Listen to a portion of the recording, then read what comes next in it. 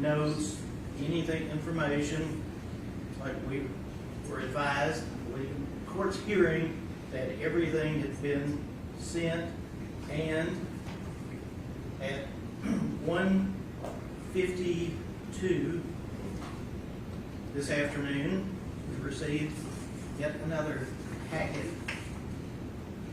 of notes. So, Dr. Sandbar called me. once we were finished, yes, they With were your wrong. staff They were wrote. wrong. Let And me once see we were what he's finished, got there. I went and I spoke with all of my experts, and out of abundance of caution, I asked them to turn over everything they had. I was following what the state had been doing. So I We're didn't not know worried that this about what was the something. state's been doing. We're here to what you're doing. Well, I have to follow the leader over here, so. if No, you have to they're follow doing the that rules. They do too, Your Honor. It should Well, not then be let me on know stop. if you think they haven't.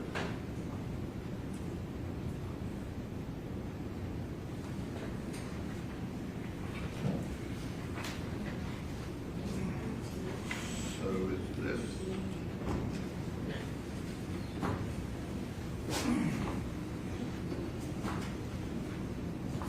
I'm sure the court would know that her team had it apparently at 10:03 a.m.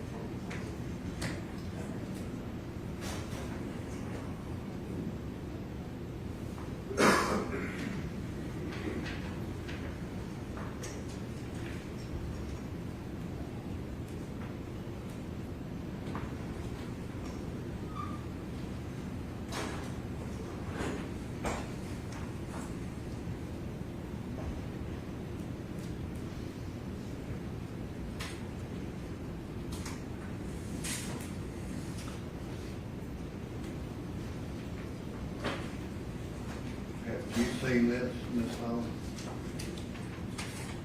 No, I haven't. That's not my witness. Can I see it? It's not what? Is that Bartholomew?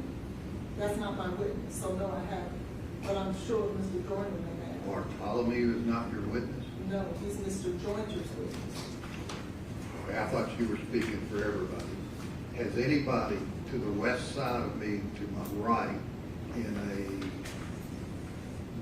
a southwesterly direction, including the individuals seated at defense counsel table,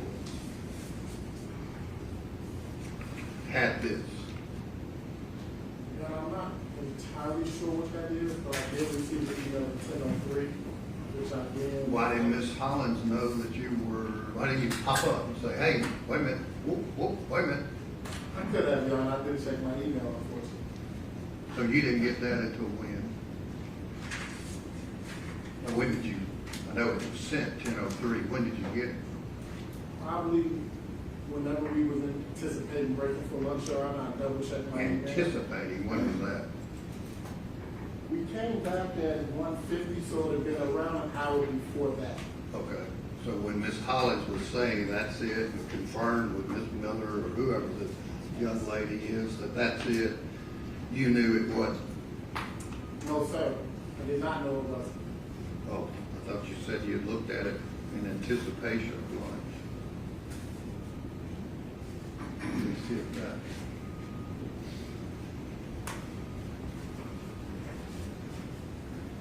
Is the defense anticipating getting into information in this document? What information specifically are you referencing, Your Honor? The sensitivity of identifying a woman with a substance abuse use problem is 80 to 88%, and sensitivity is 35 to 37%. I have no idea what that means, but that's what I'm asking. It is my understanding that Dr. Mario has treated pregnant women with substance abuse issues. Substance use issues, rather, not abuse, but substance use issues. So, what does that have to do with this case? We have a pregnant woman who we believe had substance use issues, Your Honor. And then he's gonna say what? He's going to opine as in his professional opinion about whether or not being pregnant is a barrier or an automatic stoppage to a person using substances. Well, everybody in the nation knows that. nothing like when it comes from an expert, Your Honor. Judge, this goes back to our previous objection. to So you're discuss- wanting, hang on, you're wanting this jury to hear from Mr. Dr. Bartholomew that pregnant women should not use drugs, alcohol, or illicit substances. No, not that, Your Honor. There's been an assertion in the state's case in chief that once Ms. Benning became pregnant, any prior use stopped. Do you have proof from Dr. Bartholomew that she did? That she did stop? No, that she did use. We believe that she continued to be involved in Does he know that? Yes, he's reviewed the records in this case, Your Honor. What record? He's reviewed medical records, he's reviewed text messages, he's reviewed... What medical records show that she was using drugs? Medical records show the absence of a test while she was pregnant, Your Honor. Absence of a what? Testing, drug testing. Actually, there was testimony Does that came- mean she used? No, that does not mean that she used, but she did have cocaethylene in her system, which suggests that she could have. Everybody, they're saying she used too much cocaine. Y'all, but they were silent on alcohol, Your Honor, and there's cocaethylene in her system. Yeah, and that can be argued for the jury. So what does Dr. Bartholomew have any information about directly about Ms. Benning's drug usage? He has direct information that was derived from the text messages in her phone, that was derived from the medical records specifically regarding the OB/GYN records, where there We get wasn't with any that. text. They didn't do it, so that's just a non-issue. What else? For Your Honor, those two things are central to our defensive theory. If the state is wanting to allege she could have not taken the substance because she was pregnant. Yeah, she could have taken a substance. I know, Your Honor, that's not the argument we made. Does the state agree she could have taken a substance? In the, anything, Yes or there's no? no evidence, there's no proof about that, all Does of the the state contrary. agree that Ms. Benning could have taken a substance? And this witness would not materially assist the Well, the jury answer is yes. in understanding that. Okay. All right, we'll have a jury out as to whether he has any relevant information and whether this should have been provided to the state. Your Honor, I just received a text from Mr. Wiseman in regards to his witness, Dr. Bucalari. Well, He is asking if it's possible to put his witness on prior to the planning of the deposition. I told him that I would speak with the court. She should be very short. And that's so- up to you. You said it had to be this deposition next. No, I just didn't want it to be Dr. Larkin for certain, but I can accommodate. You said Dr. you wanted to Bucalari. put this deposition I on do. next. I do. So but I you don't want to mind call Dr. Bucalari. Brucolari next or the deposition? I can, if you'll allow, I will let him know that he can bring her over. She's very She's short. not even here. No, it seems like he's Okay, at. bring the jury down. We'll play this deposition. One last thing, do we have anything from Dr. Jancy Lindsay? We just turned it over.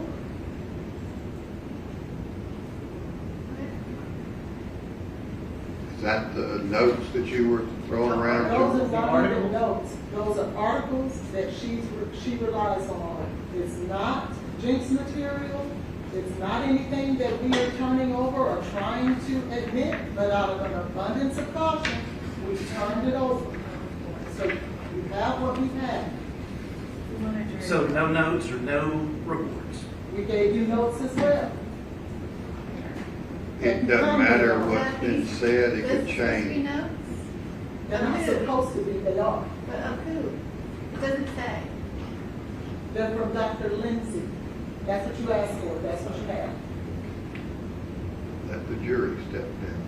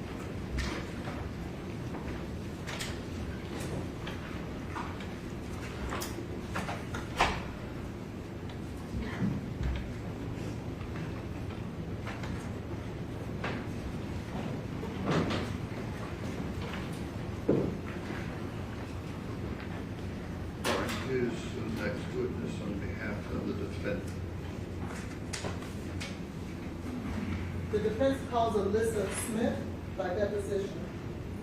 Okay, all right. Ladies and gentlemen of the jury, the witness, by agreement, their deposition was taken since they were unable to be here this week or some reason that the party's aware that they couldn't be here. So that's going to be played for you, and you can analyze that testimony as you would if the person was here and live and in person. Okay.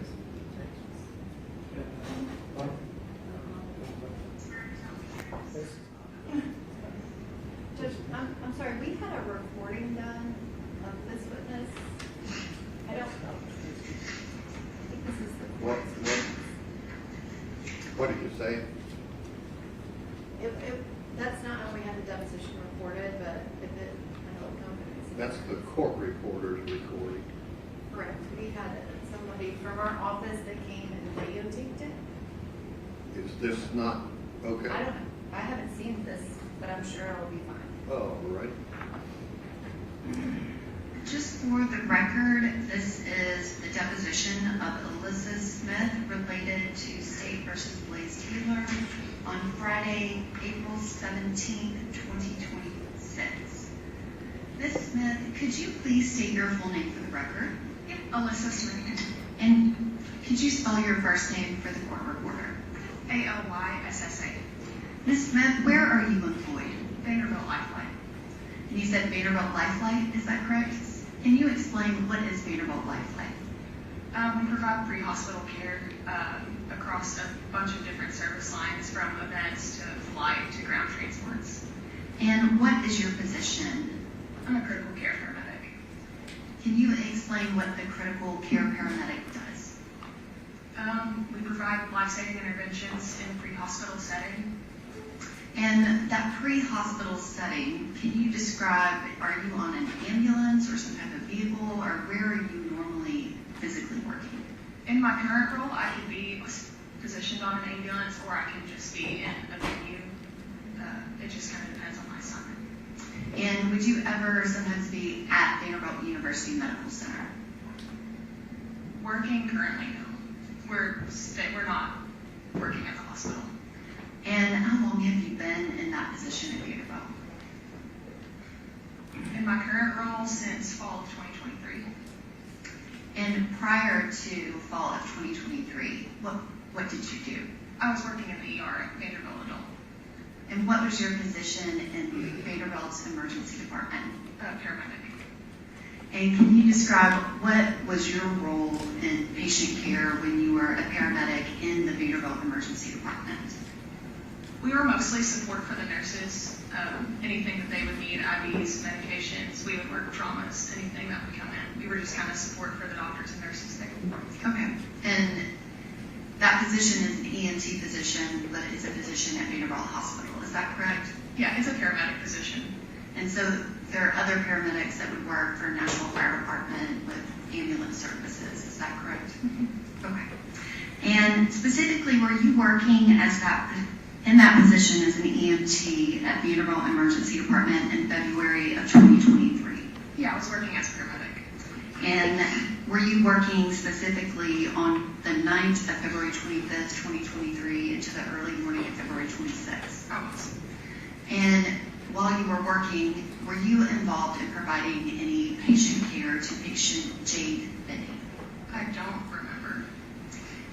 In preparation for testifying today, did you review records to verify whether or not you were involved in any patient care related to Jade Benny? Yes. And were you involved in any way? Yes. And specifically, did you ever administer fentanyl to Jade Benny? And did you review records related to whether or not you administered fentanyl to Jade Benny? Yes. And in the records, there is an entry from February 25th, 2023 at 23 and 27 hours that indicates that fentanyl was dispensed. Yes. Did you review those records? Yes. And can you explain, what does it mean when a medication is dispensed? When we are pulling it from the medication dispensing machine in preparation to either have it on hand to give or to give to the patient. And did you locate in the records whether or not you actually administered that fentanyl that was dispensed at 23 hours and 27 minutes on February 25th of 2023? No. And no, you didn't review the records, or no, it wasn't? It wasn't administered. Okay, so it was not administered. No. Did the records indicate what happened to that fentanyl that was dispensed? It was wasted. And can you explain why would it be wasted, and what does that mean? Yes, on the note on the document, it states the patient condition changed. And so that fentanyl specifically was not administered to the patient, is that correct? That's correct. If I can have just one moment.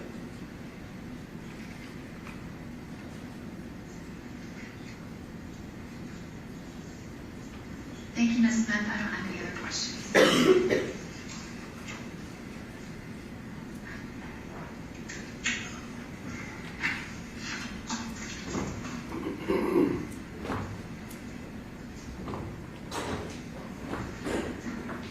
Ms. Smith, good morning. Good morning. My name is Letitia Quinones Hollins, and I'm going to be asking you some questions. If at any time you don't understand anything or feel like I need to rephrase, please let me know, and I'll do my best, okay? I want to talk to you a little bit about your background. Are you from Nashville? I'm not. Oh, where are you from? Arkansas. Okay. And what part of Arkansas are you from? Jonesboro. When did you come to Nashville? When did you come to Nashville? Fall of 2021. Did you come here to go to school? Yes. And what school did you attend?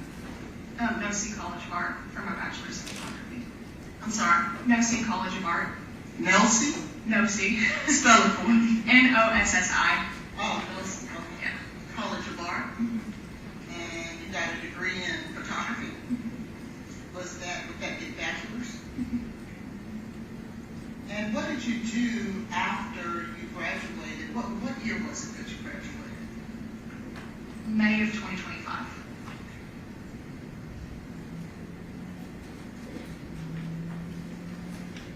So just last year. Congratulations. How old are you? Thank you. 26. And so then if we go back to 2023, were you in school then? You have to speak out loud so she can. Sorry, That's okay. Yes. Okay. And what year were you then? What age was I? No, what year of college were you? Okay. I started in fall of 2021. Okay. And went straight through. Okay. When you were doing your studies at NOC College of Arts, did you get any type of training in any medical training there? From the college, no. Okay. And did you get any type of medical training anywhere? Yes.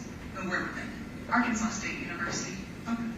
So I'm assuming before you came to Nashville, you were also in school in Jonesboro. Yes. At Arkansas State. Yes. And what were you studying there? That's where I obtained my EMT basic and my paramedic license. How long does it take to get EMT and paramedic license? EMT is typically a semester, paramedic is typically 12 months straight through. Does the semester that you take for the EMT go towards the year to become a paramedic as well? So they're separate and apart? Yes. And so then that would be a year and a half that you studied in order to become an EMT and a certified paramedic as well. Yes. What is the difference between an EMT and a paramedic? Scope of practice. Scope of practice? What is the difference in the scopes? A paramedic is able to treat and do more, interpret 12 leads, start IVs, administer medications. Things of that nature? Yes. And an EMT is only able to do what? They're typically the driver, and they're there to support their medic and, anything they can help them do during treatment. Okay. they're not allowed to administer medication? Tennessee is different with advanced EMTs.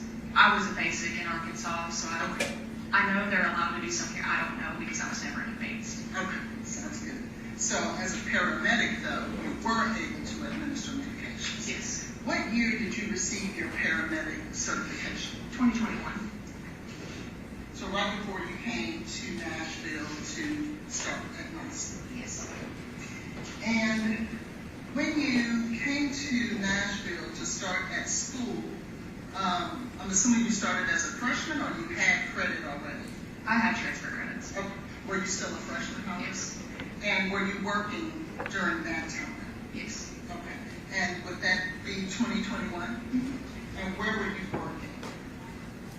When I first started school, I was at Emerson Ambulance back home, and then I started working at Hobby Lobby for a little bit to take a break.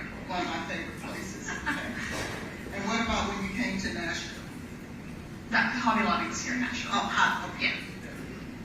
How long did you work at Hobby Lobby? Roughly 5 or 6 months until I started at Vanderbilt. When did you, so did you have any employment between Hobby Lobby and Vanderbilt? When did you start at Vanderbilt? March of 2022.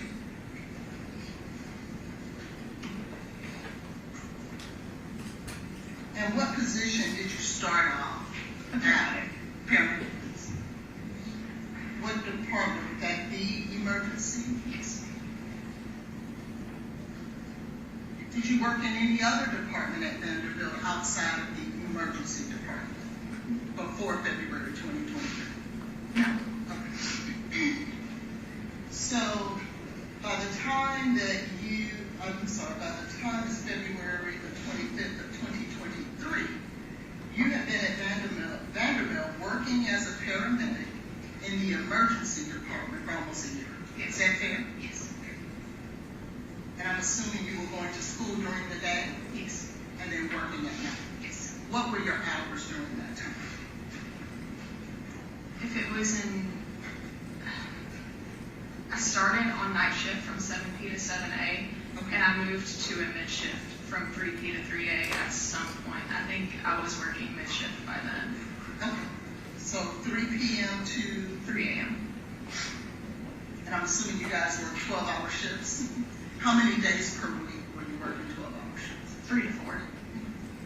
So it's full-time and full-time student. Yes. Yeah. Could you tell us exactly what your title was from March of 2022 to February of 2023? Paramedic. And nothing else in between? No. Did you hold any supervisory roles or anything of that nature? The last 2 months that I was employed in the ER, I became a paramedic lead. Okay. That's it. And can you tell me when would the last 2 months be? I know you said August and September. I left September 24th. September 24th. So September 2024, that's when you moved to your current position? 2023. 23. Yes. Okay. So September of 2023 is when you left the emergency room department and came to your current position? Yes. And your current position again is? A critical care medic for Lifeline. Is that viewed almost as if it's a promotion, if you will? Or it's just like a lateral move? Lateral transfer. Okay.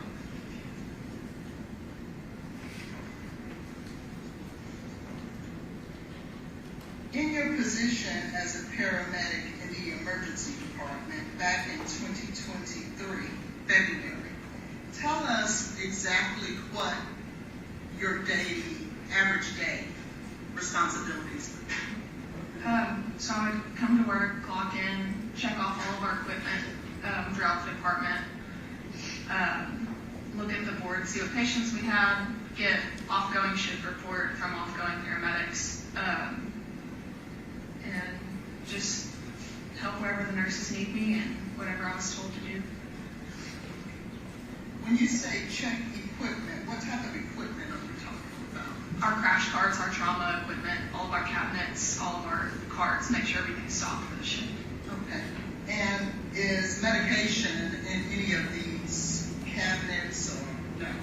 So what would be in your carts and cabinets and things of that nature? IV supplies, I'm trying to think, like bandaging things, basic things.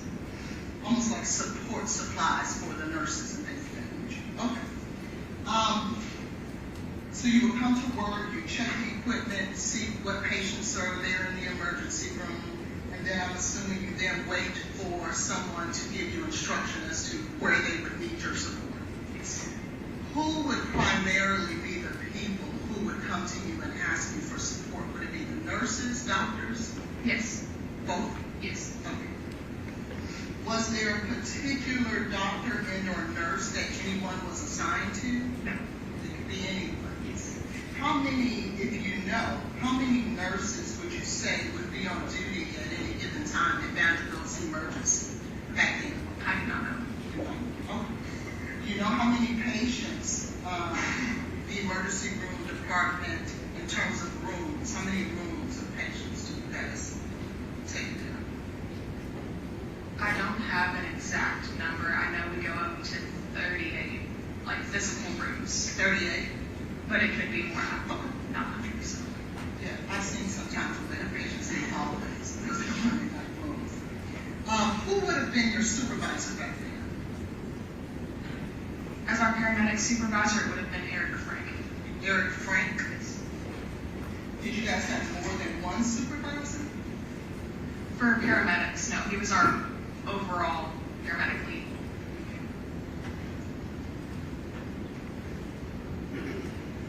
So outside of Mr. Frank, everyone was in the same role and position? Yes. Were you supervised directly by any doctors and or nurses? No. And so you, on February 25th of 2023, I'm assuming based on your prior answer, the only reason you remember that you were working that particular day is because you checked the records. Yes. And that makes sense, right? It was 3 years ago. You're stating that you were on duty there from 3 p.m. to 3 a.m. during that time? I believe if it was my normal shift, then yes. I don't know exactly what my shift was.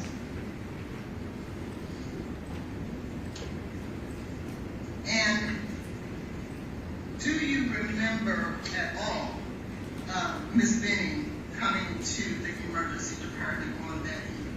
I do not. Do you remember which nurse and or doctor that you were working with on that day? I do not.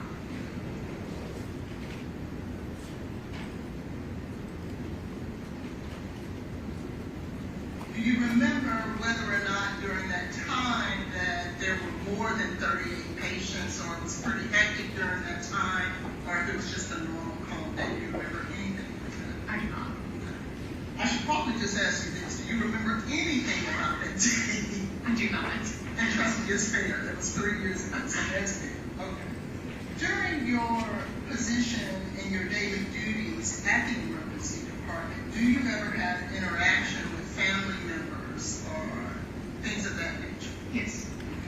And what type of interactions would you have with individual patients, family members, and things of that nature? If they're in the room, treatment plan of what we're doing and what's going on and everything.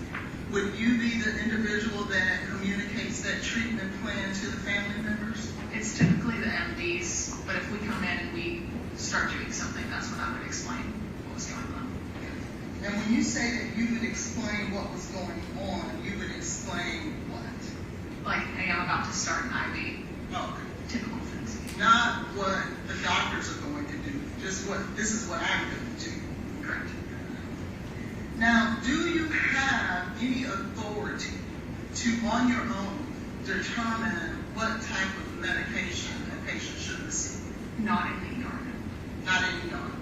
Okay. Do you have on your own any type of authority as it relates to any type of treatment, not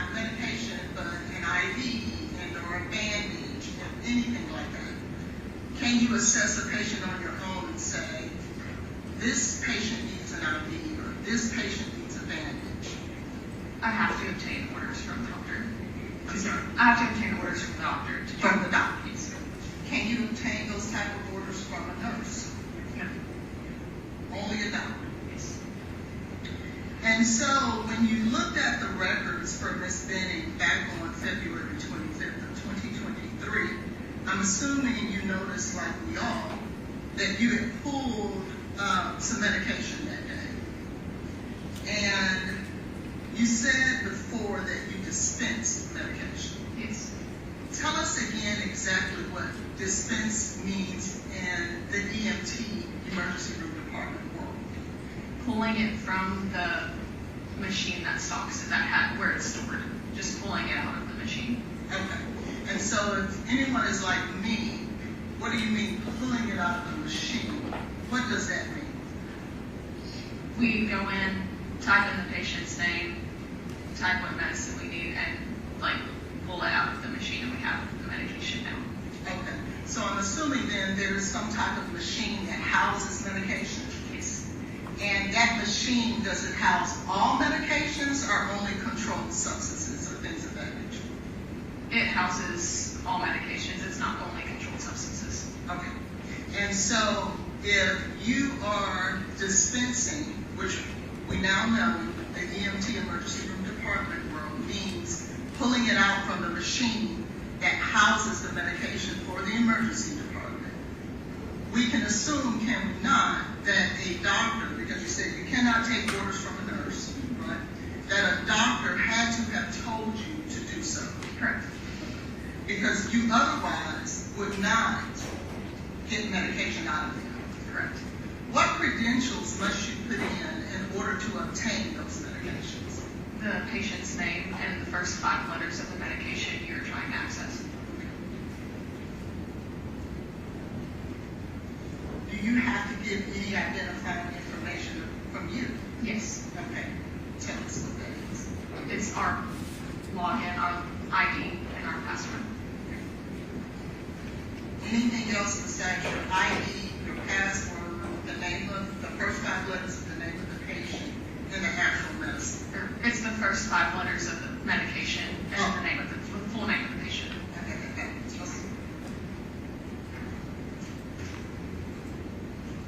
Do you have to give the patient's date of birth? No. No. Don't believe you. Do you have to put anything in there as it relates to the doctor who gave you the authority?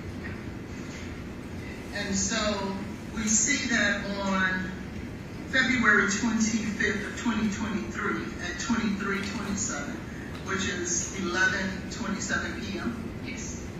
that you first pulled midazolam. Yes.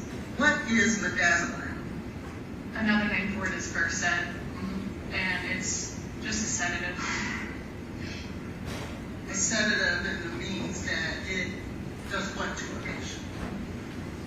It calms them down. We give it for seizures a lot. It just kind of relaxes their muscles. Okay. Does it put them to sleep? Patient dependent. Okay, so it can make you drowsy, but it's not an agent that puts you under. It can't. It depends on the patient. Everyone handles meds differently, Okay. so it depends on the patient. Well, let me ask you this. If someone wanted to cause someone to go into an unconscious state, would they use midazolam in that type of arena to make that happen? Yes. And then we also saw that you also pulled fentanyl. Yes. What is fentanyl? It is a pain medication. Is it also used as a sedative? No. It is solely for pain. Yes.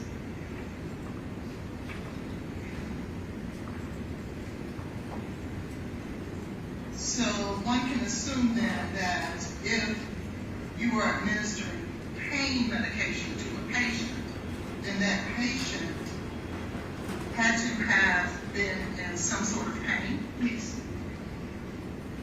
And how would you know a patient is in pain? They'll tell us.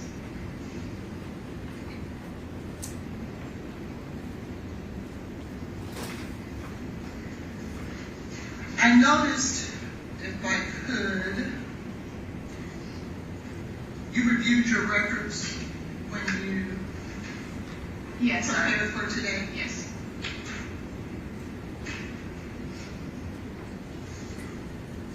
I want to show you what I'm going to mark as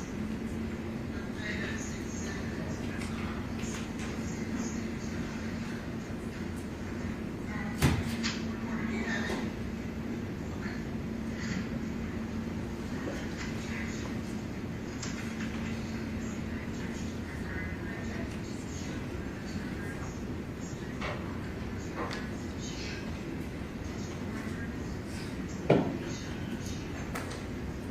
Okay, can she tell me?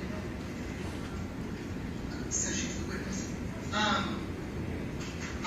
I'm gonna mark it once they get, as Appendix Exhibit 1.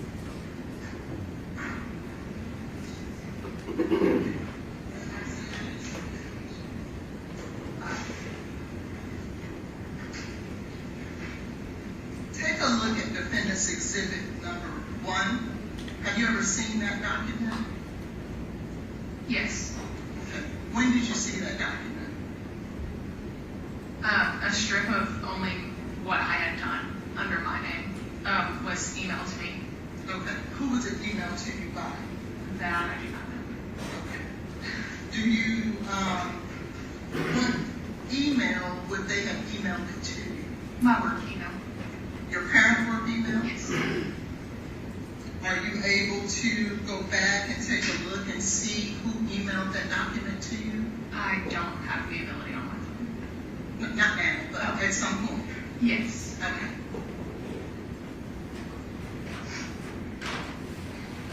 Do you remember when it was emailed to you? No.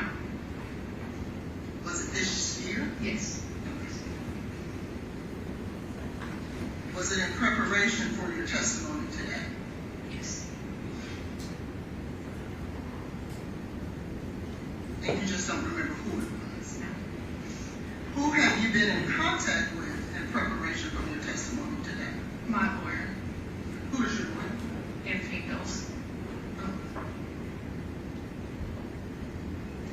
Have you been in contact with anyone else? No. I got the subpoena emailed to me and that was it. Okay. So then the only person that you've been in contact with as it relates to your testimony here today was your attorney? Yes.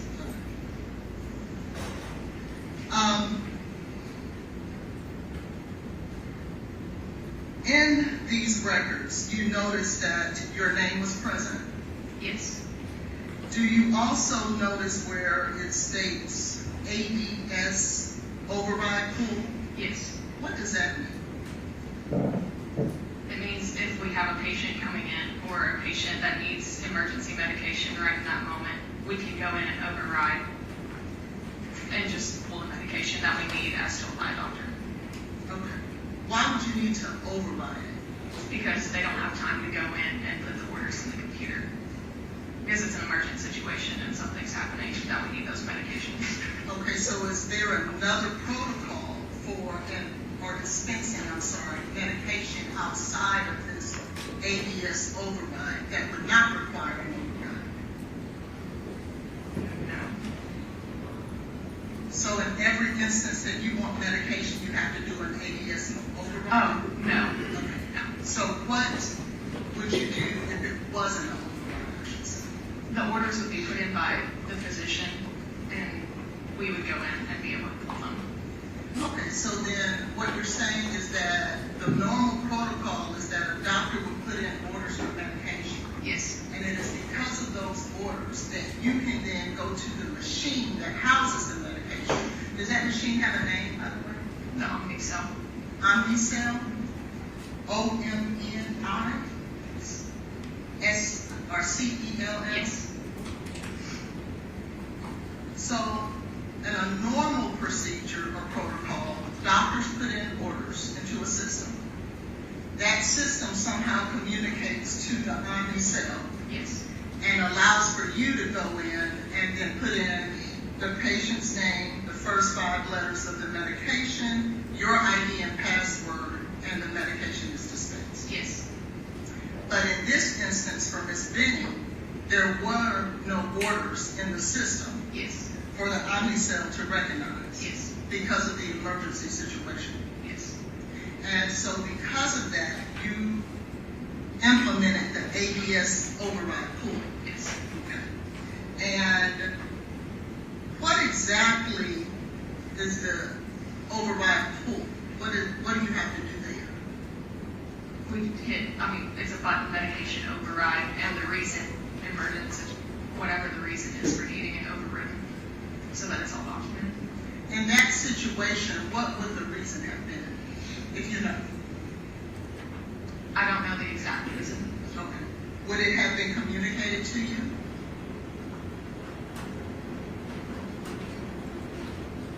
Yes. Okay. Who would have communicated that to you? The pharmacist or the doctor. Okay. Is it required for you to put in that reason every time you do an ADS override? Yes. Without that, you cannot administer it. I'm sorry, dispense it. Correct. Okay.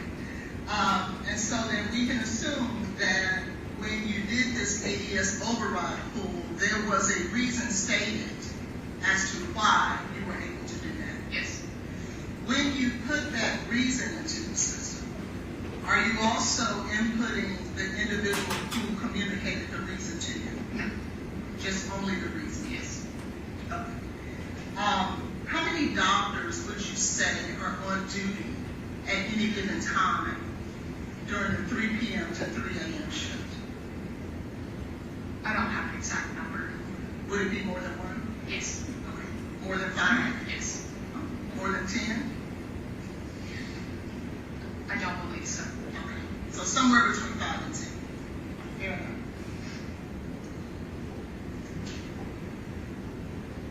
Who would tell you the dosage of the medication? The doctor. When the doctor is communicating this information to you in this emergency situation where the orders are not put into the system, are you taking notes or are you just memorizing?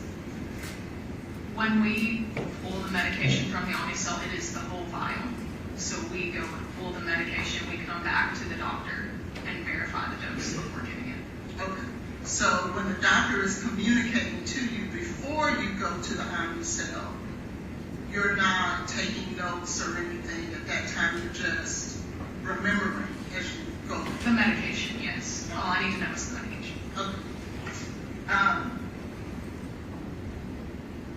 So because we see in these records that there was a fentanyl pool, there was a midazolam pool, and an override situation, then we can, based on what you just testified here today, assume that there was a doctor who communicated this information to you in terms of what the patient needed. Yes.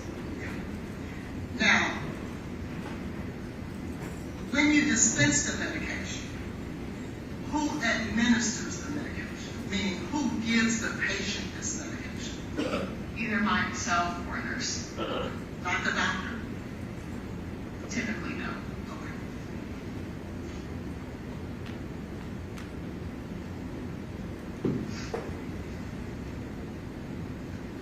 And how is fentanyl and midazolam administered to a patient? Through an IV. And just so that we're clear for the sake of the jury, when we're dispensing medication in this setting, that means you're taking it from the Omnicell. When you're administering medication in this setting, you're actually giving it to the patient. That is correct. Okay. And so, at some point, based on your testimony, it was determined that this medication would not be given to this patient, correct? Correct. Okay. Now, who would have told you that? So someone had to have told you to get the medication, dispense it. Who would have told you not to administer it? The doctor. The same person. Yes. Is there anyone else who could have given you the authority not to administer that medication? Yes. Who? Another doctor. Okay, but it had to be a doctor. Yes. Okay, not the RN No. or a nurse practitioner. No. And again, as these doctors are communicating to you, you're not taking notes or anything. You're just on the spot you're moving. Yes. So, it is now determined that you did not administer, the doctor based on the records, make the determination that you're not going to administer these medications to the doctor. What do you do with those medications? They are wasted. Are they wasted immediately? Yes. And how are they wasted?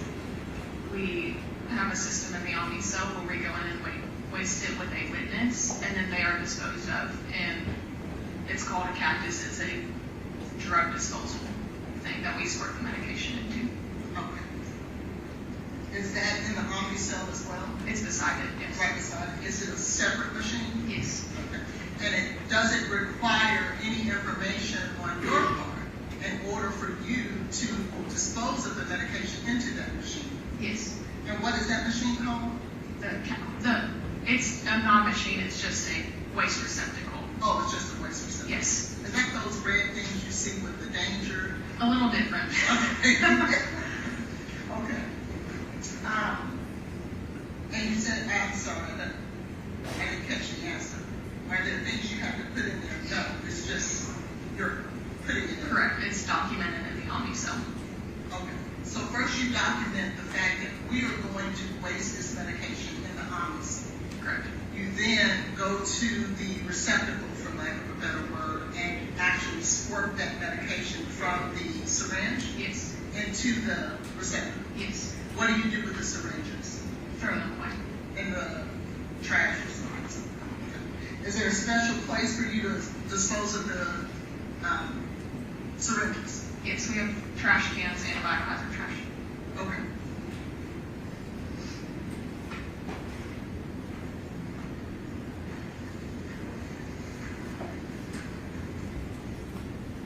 When you dispose of the medication and you're inputting it into the Omni cell, are you also putting the reason that you're Yes. disposing? Yes. And where are you getting that reason from? The doctors. Or are you having to list the doctor's name that told you that? No.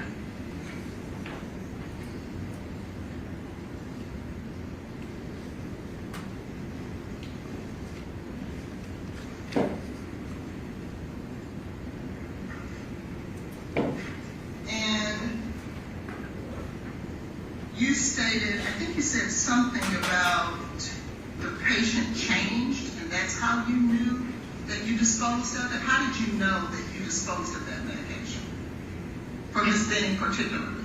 Yes, in the report, it states that I wasted it, and under the reason it states patient condition changed.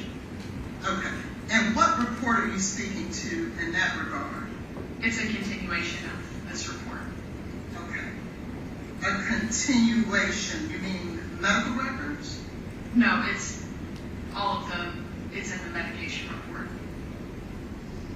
Okay. On the document Defendant's Exhibit 1 that's in front of you, is that information on this sheet? So there's another document somewhere that states that? Yes. But it's not a VUMC medical record? Yes, it is. Okay. Would your name be attached to that as well? Yes.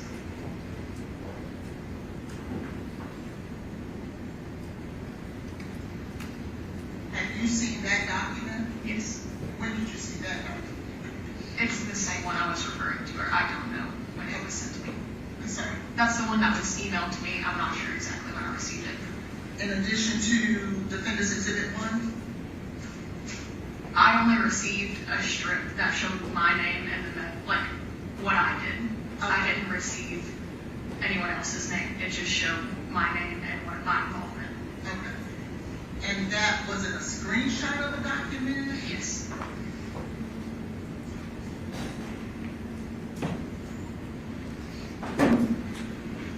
So then it would have been attached to an email, Yes.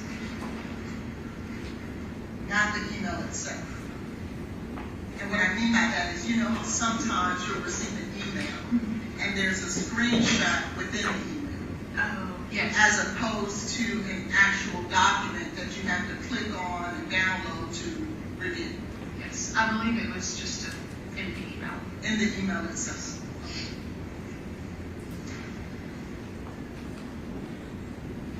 And just so we're clear, because I don't want to confuse that, what you received is different than Defendant's Exhibit 1.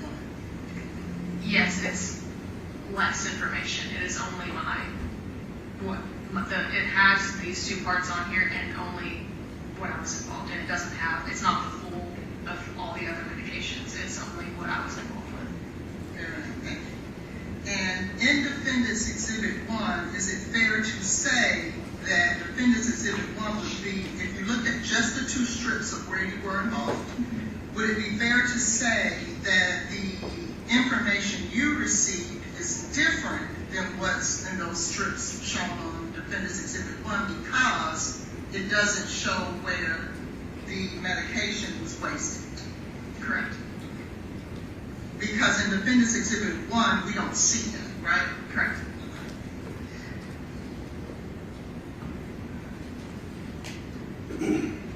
When we see the statement, "Do not tube must always be secured," what does that mean? If you know. Oh, is that on here? Yes, ma'am. For the record, what she says is that on here, she's looking at Defendant's Exhibit 1.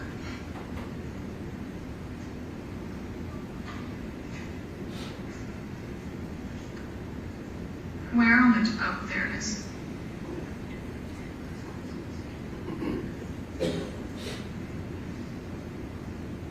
I believe it's referring to not, you can't send it through the tube system in the hospital like we send labs, because it's a controlled substance, so we can't just send it through the hospital. If we were, we would never have a reason to do that, but that's all that means. Okay. Is do not put it in the tube system. Let's keep those separate and secure. Yes. Fair. When we see the status as active, what does that mean? On the right-hand side.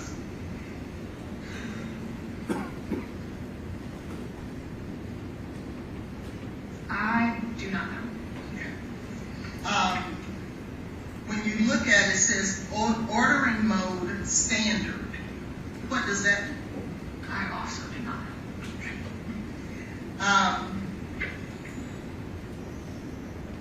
You see there where it says at the bottom package, and then it gives a number.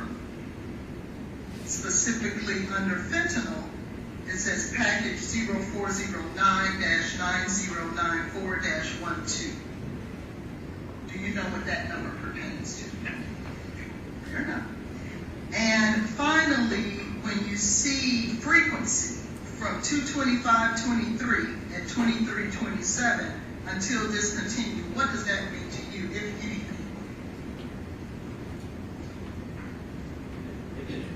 I guess to me that's until they decide that we don't need it anymore, or until they discontinue the order.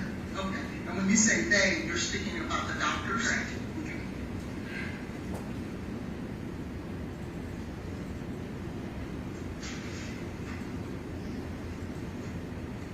And to be clear, you would have nothing to do with the decision to administer these medications? Correct. Yes, okay.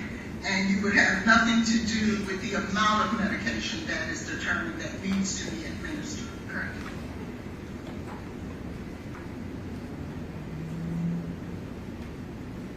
When you, and if you know the answer to this question, you can answer it if you don't. When you see fentanyl, well, let me back that up. If someone was coming in for a potential overdose for any type of drug, would you expect to see fentanyl administered? If you know the answer, if you don't, that's fine. I do not know the answer to that. And reason being, because you're not the one who made those determinations, right? So that was an unfair question, I apologize. But what we can say is that know for certain, based on the records you reviewed, that at 23:27 on February 25th of 2023, although it states that fentanyl was dispensed, you did not, and anyone to your knowledge, administer fentanyl to Ms. Jade Benning. That is correct. And I'm gonna get honest.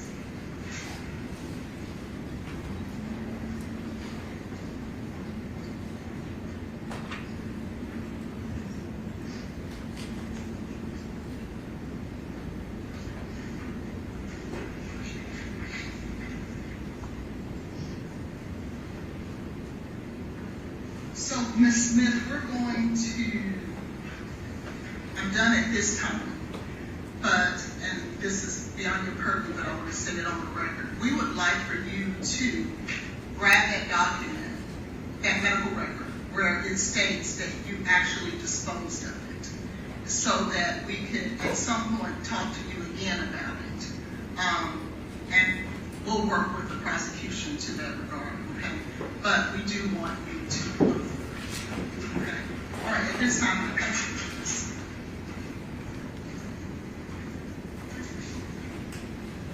And for the record, I would just like to say that we are not done necessarily with this witness until we deal with the issue of this record we have not seen. Okay, here's that. Who's the next witness? Dr. Brucolari.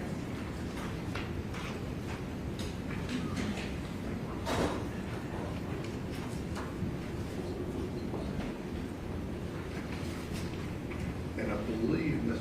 Collins, this is in the medical records, but you mentioned it during the deposition. Do you want this marked as a separate exhibit? Yes, please. All right, it'll be 60.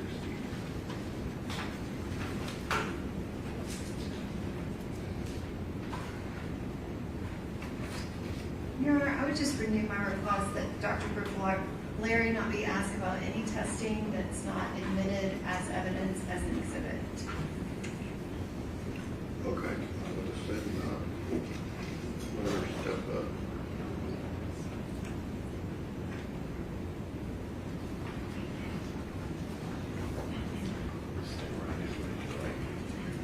Do you swear the testimony you're about to give to be the truth, so help you God? Yes.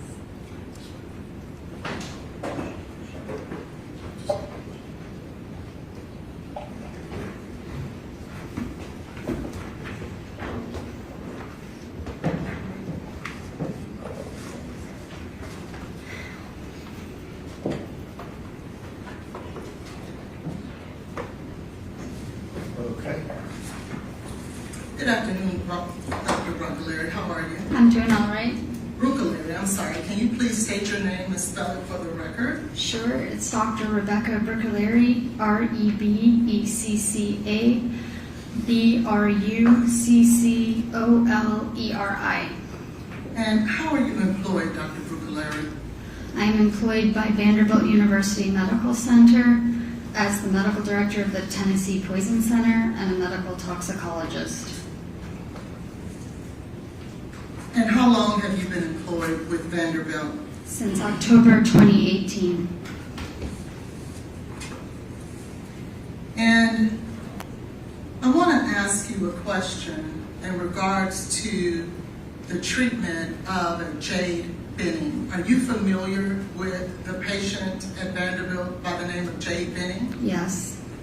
And do you remember about the time that she was being treated at Vanderbilt? Yes. Was there an occasion where you were involved with her treatment?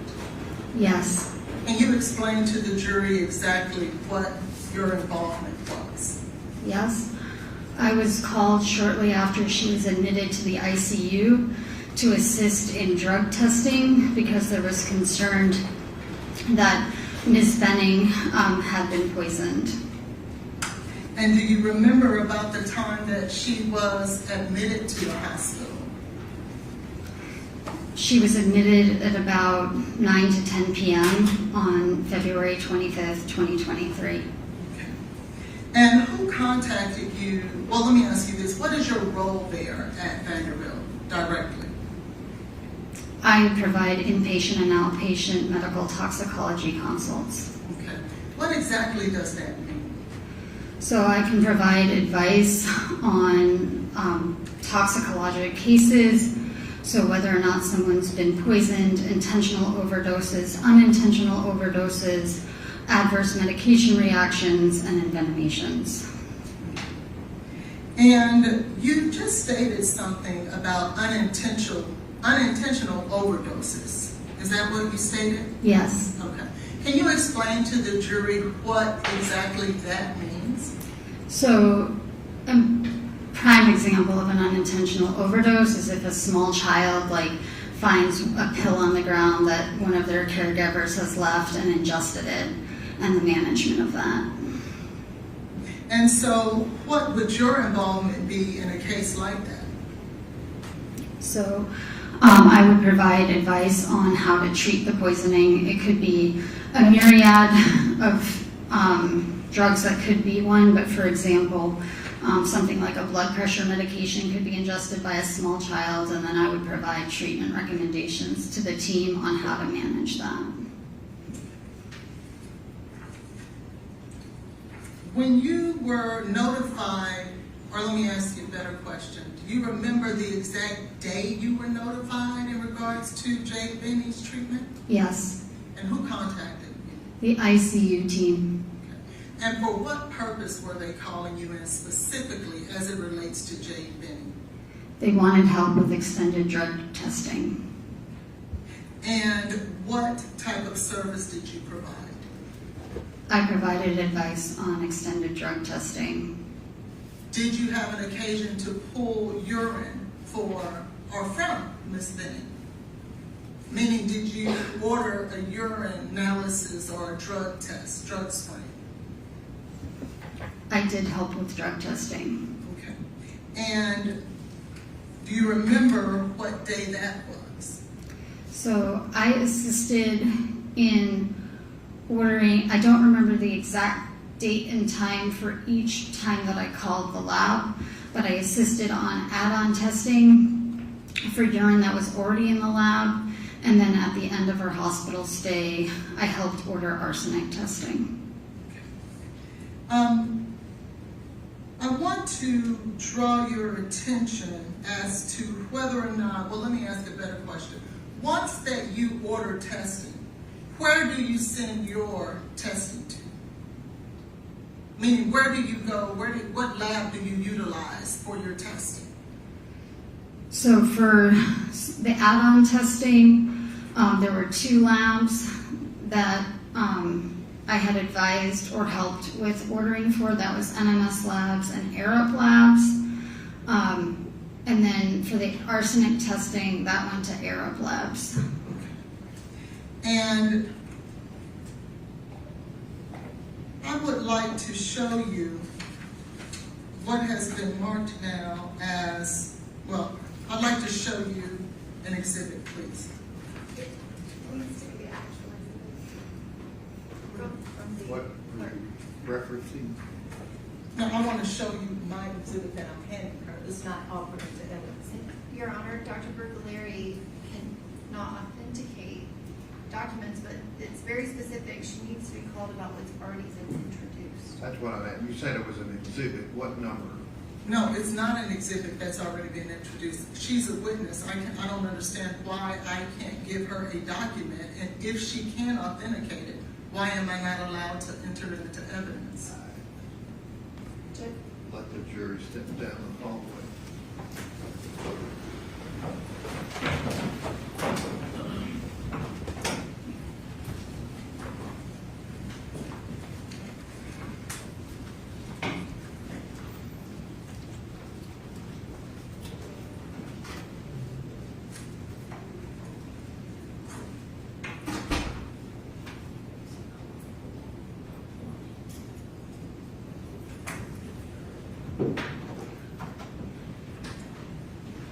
Is this something, General Norman, you referenced before this witness was called? Yes, Your Honor, it's exactly what I referenced before this witness was called. This And what I don't know, what tests are you talking about that haven't been made exhibits? Third, I'm sorry, I thought you was asking me. No. Your Honor, work order 23078883, which is what this is about, it was not introduced as an exhibit. Dr. Mithun we did not submit it. Dr. Mithun did not testify about it. What is it? It is a urine test on a urine that was collected on 2/26/26 at 0922. We did not submit that lab test through Dr. Mithun. This is part of the NMS lit pack. Dr. Mithun is not here to testify about any of the test Well, results. I mean, I don't know. I guess my question, why wasn't it admitted? I'm sorry? Why wasn't it asked about? We purposely did not ask about it because there was confusion about the date. And that was the limited testimony of Dr. Mithun, is that we showed that the work order was not the same as the one before, that there was one urine sample from back 2/25/23 at 22:59. It was a completely different sample, and that is what was sent to CFSRE. We have had no testimony And this about. one deals with what? Which This one? deals with, that's the thing, it's not in evidence.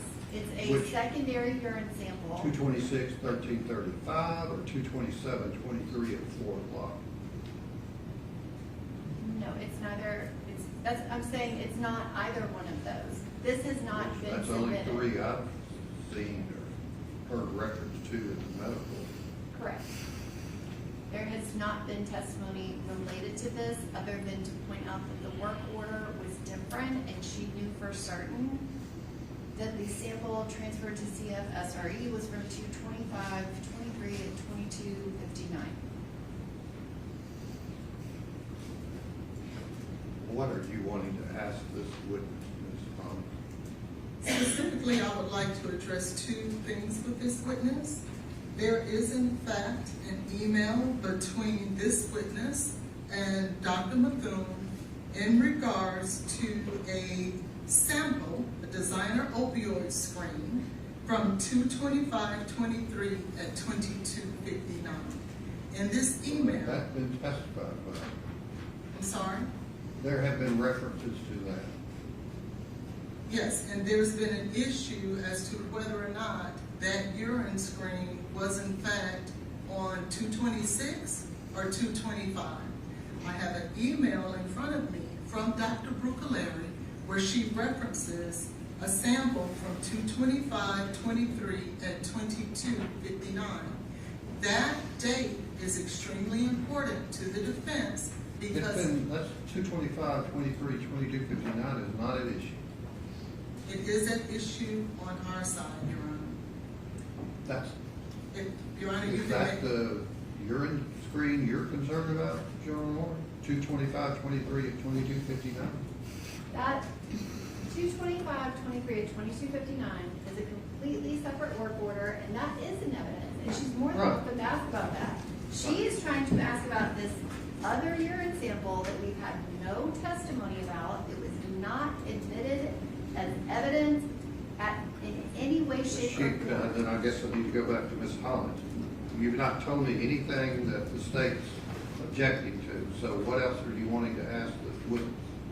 in addition to that, I would like to offer, there is a test from CSFRE where there is coca-ethylene that was found in the urine of Ms. Bennett, That's been testified about. not by this witness.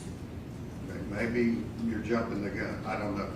She's apparently not asking about any other urine screen. Judge, this email is about a urine screen that is not in evidence at all. NMS has not testified to it. Well, that doesn't make, Dr. that doesn't Larry matter cannot if you think. authenticate anything about the results of this test because we would have to have the NMS toxicologist to There's testify not been about it. testimony about you're saying the only testimony about coca-ethylene was from a blood test. No, Judge, I'm talking about the emails and the first test that she wants to ask about. There's been testimony about cocoa ethylene, right? Okay, so we're talking about a separate issue. Coming from where? Judge, which CFSRE report are you referring to? 2023-0090. I have no objection to her asking That's about. what I said. It sounded like we were jumping the gun. I was going back to the original because you referenced a urine screen, and She was talking about a urine screen. so she's not going to be allowed to. Okay. Show Ms. Holland the group of things that you're holding there when you're talking about objecting, and see if she has any plans of going into that. I got one of these work orders. I am objecting. I didn't realize that my evidence was confined to what the state offered into Well, evidence. you would have to be, there would have to be a foundation for it. Who did it, and you wonder what, so what is your answer to her question?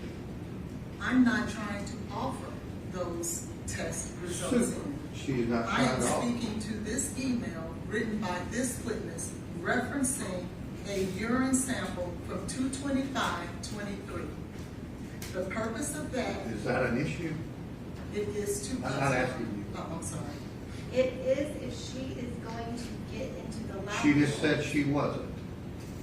Well, Judge, Is that accurate? That is correct.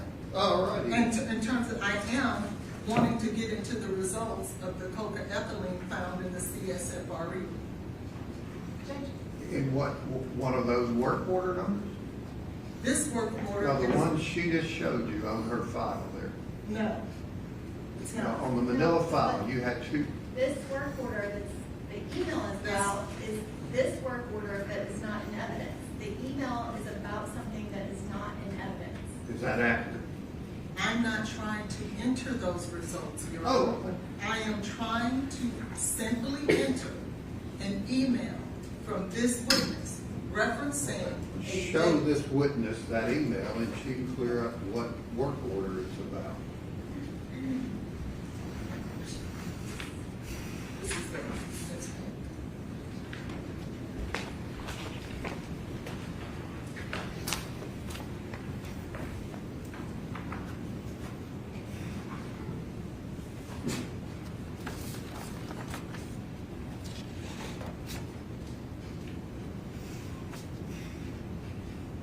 And I included. Hang on.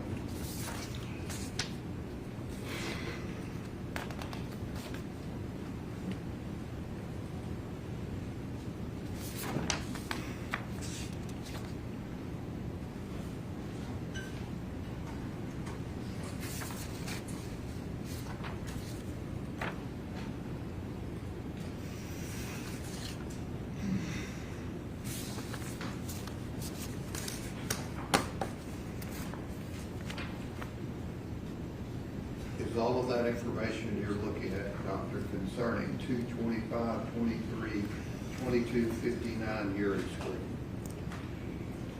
So,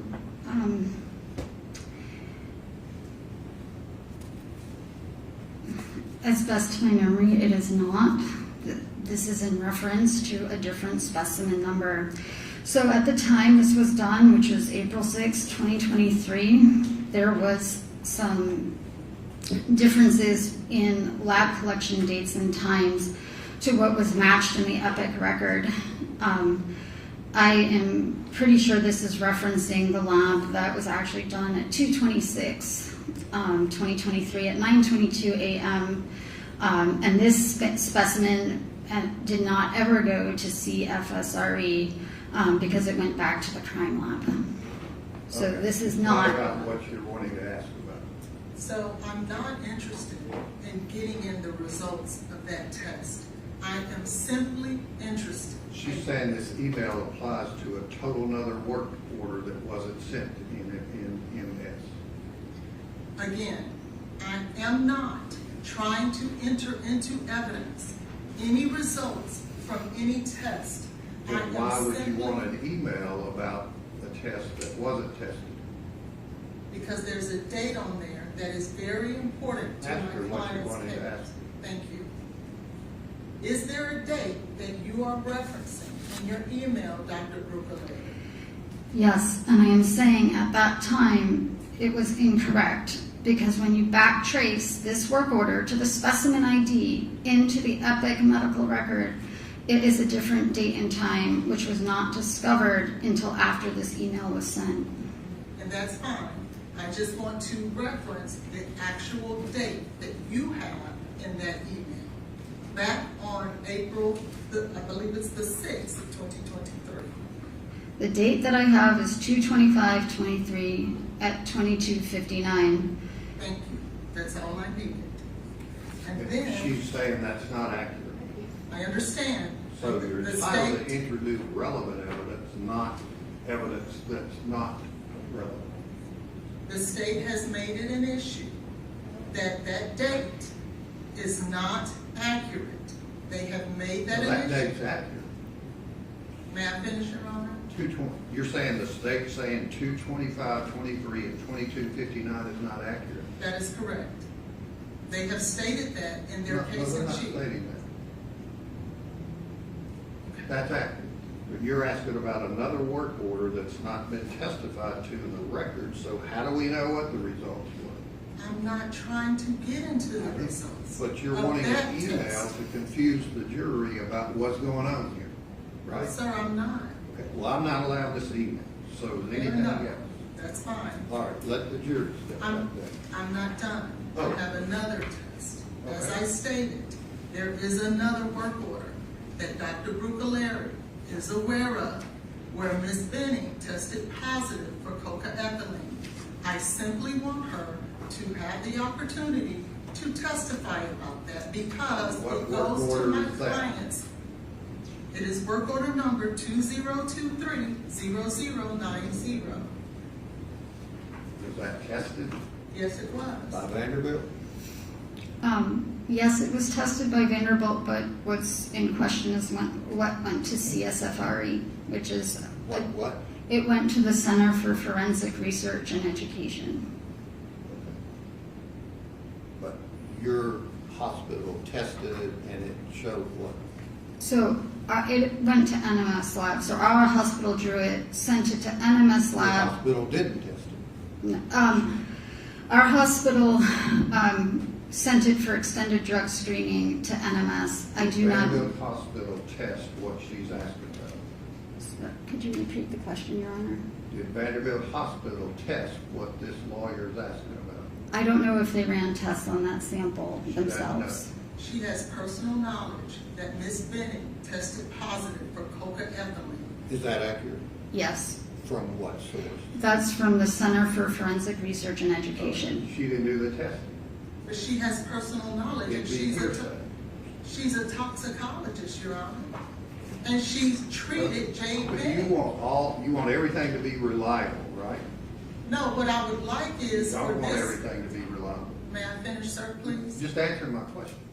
I You would want love- all the test results to be reliable. I would right? love for that. Okay. But Well, that's we not don't the have the case. people that did this test. Did you subpoena them? I don't need the people to be Well, then that she test. can't testify about the results of someone else's test. She can testify about her personal knowledge She doesn't because have personal knowledge. she just told you she did. It's from another testing agency. It doesn't matter. She got. Okay, well, I You think can make it's your done. ruling, Your Honor, and that's I fine. ruled, so that's out. So And what is your else do you ruling? want? I just said it's out. Thank What you. else do you want to ask her? There's nothing else. Okay, let the jury step down. Can I get my test back, please? Sure. Subpoena somebody from the lab.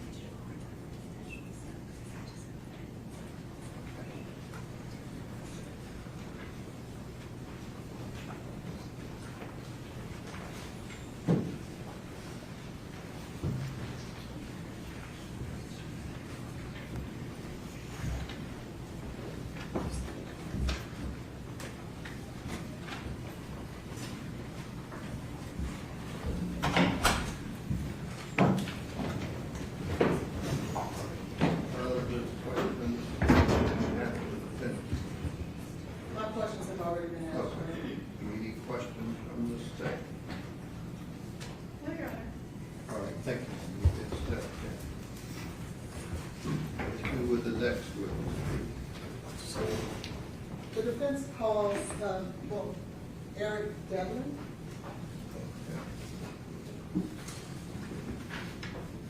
Judge, I don't know. All right, well, yeah, get here, somebody, let the lawyers.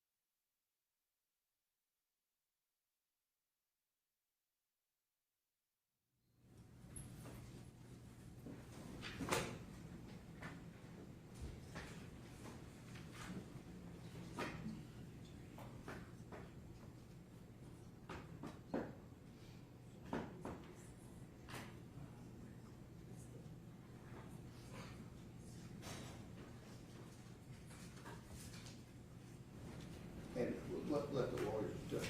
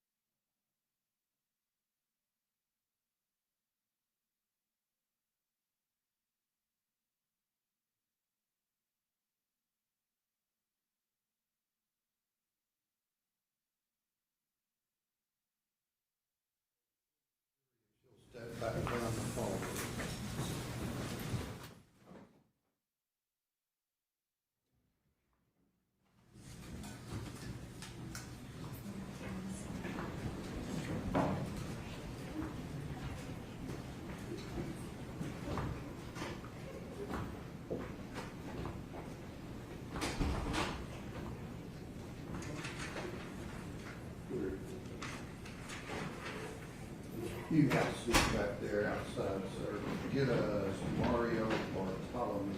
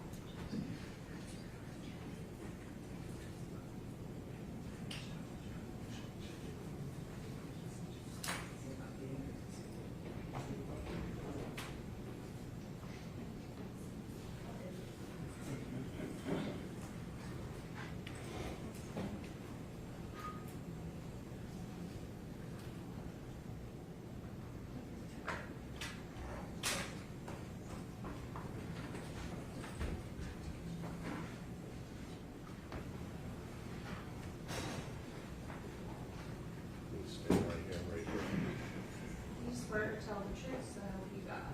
I do. This way.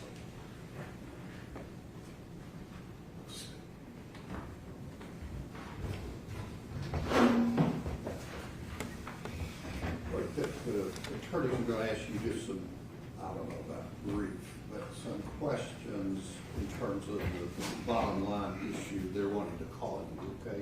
Yes. Outside the presence of the jury. Okay. Good afternoon. Good afternoon. Can you please state and spell your name for the record? Mario San Bartolome, M-A-R-I-O. Last name is S-A-N-B-A-R-T-O-L-O-M-E. And what do you do for a living? I'm an addiction medicine specialist and family physician. And can you tell this court a little bit about your education? Sure. I'm double board certified in family medicine and also in addiction medicine. I'm also a medical review officer, which is the individual that is involved with drug toxicologies as it relates to substances of abuse. And I currently work as an addiction medicine specialist at a community clinic overseeing a treatment and any sort of substance use related things at a fairly qualified health center. And can you tell us a little bit about your education? Yes, I went to UC Davis for undergrad and then went to medical school at UC Irvine, followed by residency training at Long Beach Memorial, and then pretty much started practice right around that time. And have you published any articles? I have not. Have you dealt with or worked at addiction treatment centers? Yes, I have. How many? Approximately, I'd say 5 or 6. I've been a medical director for every level of what we consider to be along the continuum for addiction treatment. So inpatient, hospital-based detox, inpatient rehab, outpatient, intensive outpatient, and partial hospitalization programs. And what, if any, other specialized skills and trainings you may have? Primarily just the added medical review officer, I think, to the addiction medicine board certification. And do you have any experience treating patients with addiction? Yes, I do. Do you have any experience treating pregnant women with addictions? Yes, I do.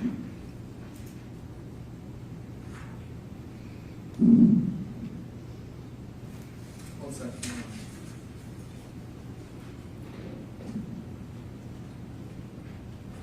Do you have any experience in dealing with and or diagnosing substance use disorders? Yes, I do. And what would some of those be? The substances? Is that the question? Yes. Methamphetamine, cocaine, opioids, alcohol use, cannabinoids, pretty much any substance of abuse, hallucinogens, inhalants. And what is substance use disorder? Well, a substance use disorder is a diagnosis that's related to a chronic illness that we call a substance use disorder based off of the substance, the primary substance. And it involves biological, psychological aspects that are typically defined by somebody continuing to do things despite negative consequences. And have you ever testified before as an expert, as a medical review officer and a addiction specialist? Yes, I have. No further questions at this time, Your Honor. Okay. I would ask that he be tendered as an expert in, as a medical review officer, as well as a addiction medicine specialist. The state's not so much concerned with his What are you- qualifications, but with the What are you relevance. wanting to ask? What are you wanting him to opine for this jury? I want him to opine for Go this. ahead and ask. Oh, okay.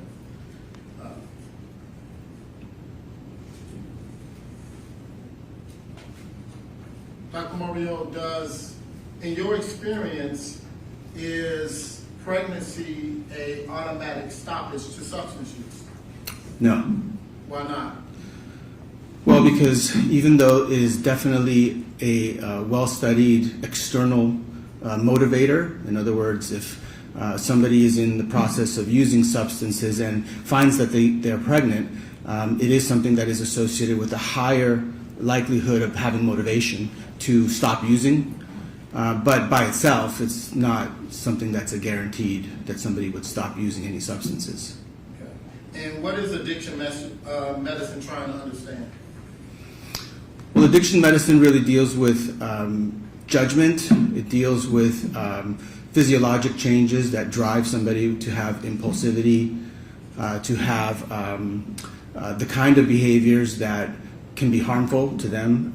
And despite those things, there's changes in the brain that cause them to continue the behaviors that hurt them. So a lot of it has to do with judgment, and a lot of it has to do with how substances interface. Can self-reporting in clinical settings, what is your opinion about self-reporting in clinical settings? Well, it definitely is very valuable. That's what we base all of our screens with. People self-report. It has some limited value in that we are relying that the individual is being forthcoming. And that can be difficult in addiction because addiction also, or even without addiction, actually just with what we would consider substance use. That means no addiction, no dependence, just they happen to use a substance. But in the setting of screenings and things like that, there's a lot of stigma, unfortunately, that's attached to any substance use. And so sometimes people, they have reasons to fear being forthcoming with certain things that have to do with substances. If you know, can you please explain what is an opioid epidemic? Well, the opioid epidemic is currently something that we've experienced since around 1999. Currently, we're in our fourth wave of the opioid epidemic, and everyone's probably seen in the news drugs like fentanyl or heroin. These are class of chemicals that typically we use for pain. And the first wave of that really happened somewhere around 1999. And it was around prescription drugs that doctors would prescribe, and sometimes people could get dependent on them. Now, dependency is not the same thing as addiction. It can even just be dependence. It can be around pain. However, it does leave people where if they stop using it, they experience what we call withdrawal. And withdrawal can be a pretty severe neurologic type of reaction to not having the substance, access to the substance, which then, when we clamp down on that and reduce that from the standpoint of the system, it created the second wave. And the second wave was around heroin, where people found that they could no longer access prescription drugs, and so they went to use heroin, which was cheaper and more accessible. The third wave came somewhere around 2012, 2013, which had to do with fentanyl. And that was the beginning of what we see now, where you didn't even have to be addicted. You could just actually come into contact with a very potent opioid, a synthetic opioid like fentanyl, not from a prescription, but something that was either adulterated, added to something that you thought was something else, or the very thing in question being the fentanyl. And that went on for some time, and now we're in our fourth wave. And the fourth wave involves fentanyl plus psychostimulants. And psychostimulants, that class, involves primarily methamphetamine and cocaine. And those are the kind of the second highest amount of prevalence that we see next to fentanyl in cases that involve fatal overdoses. What scheduled drug is fentanyl? It's a Schedule 2. What about cocaine? It's a Schedule 2. What about marijuana? It's federally still scheduled right now. This thing is a Schedule 1. What about Adderall? Adderall is a Schedule 2. That's a psychostimulant. And if Adderall is a psychostimulant, does that mean it will fall within the fourth wave? It is. It's an amphetamine. And are counterfeit or fake Adderall pills contributing to the opioid crisis? So that's the big thing that's happening now, and this is why the DEA has put out warnings about this. It's not that people are consciously seeking out, usually when they pass away, necessarily the combination of fentanyl with a psychostimulant. It's that oftentimes they think they're taking one thing, but it's adulterated. That means it's been added or spiked, if you will, to something else. And that can actually happen in both directions. It can happen to people that press pills and make Adderall, they'll add fentanyl, and it can also happen in the other direction. And when clinicians assess risk, do they look at isolated events or overall behavioral patterns? Well, an isolated event rarely leads to any sort of a diagnosis, right? So we're always collecting information. Some of the information comes from the patient. Some of it comes from corroborating avenues from other people or other things that are observed that contribute to the diagnosis. So generally it's an overall kind of a compilation of processes that we look at, not just one thing. And have you had the opportunity to review medical records in this case? Yes. Have you ever seen, do you know of a pregnant woman who normally would smoke marijuana? Yes, that happens. And are they always forthcoming about their use? No. I mean, in pregnancy in particular, again, there's significant stigma, significant fear of consequences, child protective services, being judged. These things that are unfortunate that shouldn't exist, but they do exist, and I think they're even more marked in that group of people that have any sort of substance use. It doesn't even have to be cannabis. It can be any sort of substance. And in your expert opinion, who would be amongst the most stigmatized class of people when it comes to drug use? I believe it would be the actively pregnant woman. Wouldn't be judges? I'm sorry? Wouldn't be judges? No, I think that there are states that still, and we've had this historically, that want to put women in jail for substance use. So rather than looking at it as a medical condition, they look to remedy that by illegal action to put people away. So I think that's pretty severe. We don't do that. We don't do that to any man that I know of in the same way. And so I think that they're particularly stigmatized because there's an element of another being, the element of a child. So the concept of, well, you're hurting the child, therefore you have a separate action against you. And that's where that comes from. And I think there's also social pressures. It's a critical, delicate time as well. And could that stigma and social pressures lead to a pregnant person concealing their substance use? Sure, it can. Backtracking a little bit, what about mushrooms or psilocybin? What scheduled drug is that?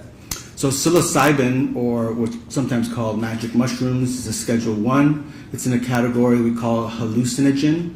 that people take it and then they can have psychedelic type of reactions to it. Dr. Mario, I want to give you a hypothetical. If there's a pregnant young lady and she notifies her friend that she's pregnant, and that friend says, "Oh, you've been drinking," is that an example of stigmatizing a person? Well, it can be that anytime somebody that is pregnant shares any information about any substance use, that this is why doctors get trained to have more of a poker face about it, that our concern is how do we evaluate what you need rather than judge what you did. And in your expert opinion and in treatment, have you ever heard of someone being able to smoke mushrooms? So in my practice, I have not heard of anybody doing that. After almost 20 years now of doing this, I think everything that could be smoked has probably been smoked by somebody at some point. However, in the case of psilocybin, combusting it or burning it actually would deactivate the active ingredient, so you wouldn't get what you wanted from it, and then you would also be inhaling a bunch of fungal spores into your lungs. So there's lots of reasons why it's something that people don't really do, even though certainly you can try it.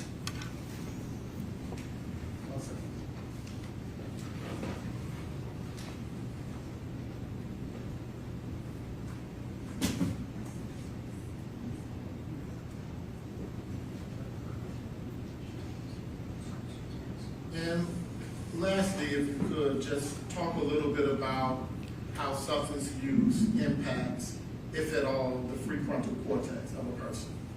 Sure, that's really at the hallmark of all addiction. It's one of the most difficult parts to sometimes understand.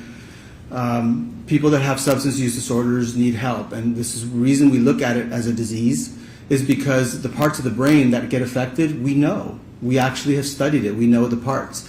And maybe the most frustrating part for a lot of people is how is it that somebody that maybe in other dimensions of their life function well, how is it that they can have this other component that is not functioning well? And the part of the brain that is involved in this is right in front of your forehead, right behind your forehead. It's called the prefrontal cortex, and that's the part that controls judgment. It controls what we call executive function. It's the part that keeps you safe, that helps you make decisions. And unfortunately, certain substances impact the part of the brain that controls a neurotransmitter called dopamine. So there's really two players in the play. The dopamine pathways, which we also call the reward pathway.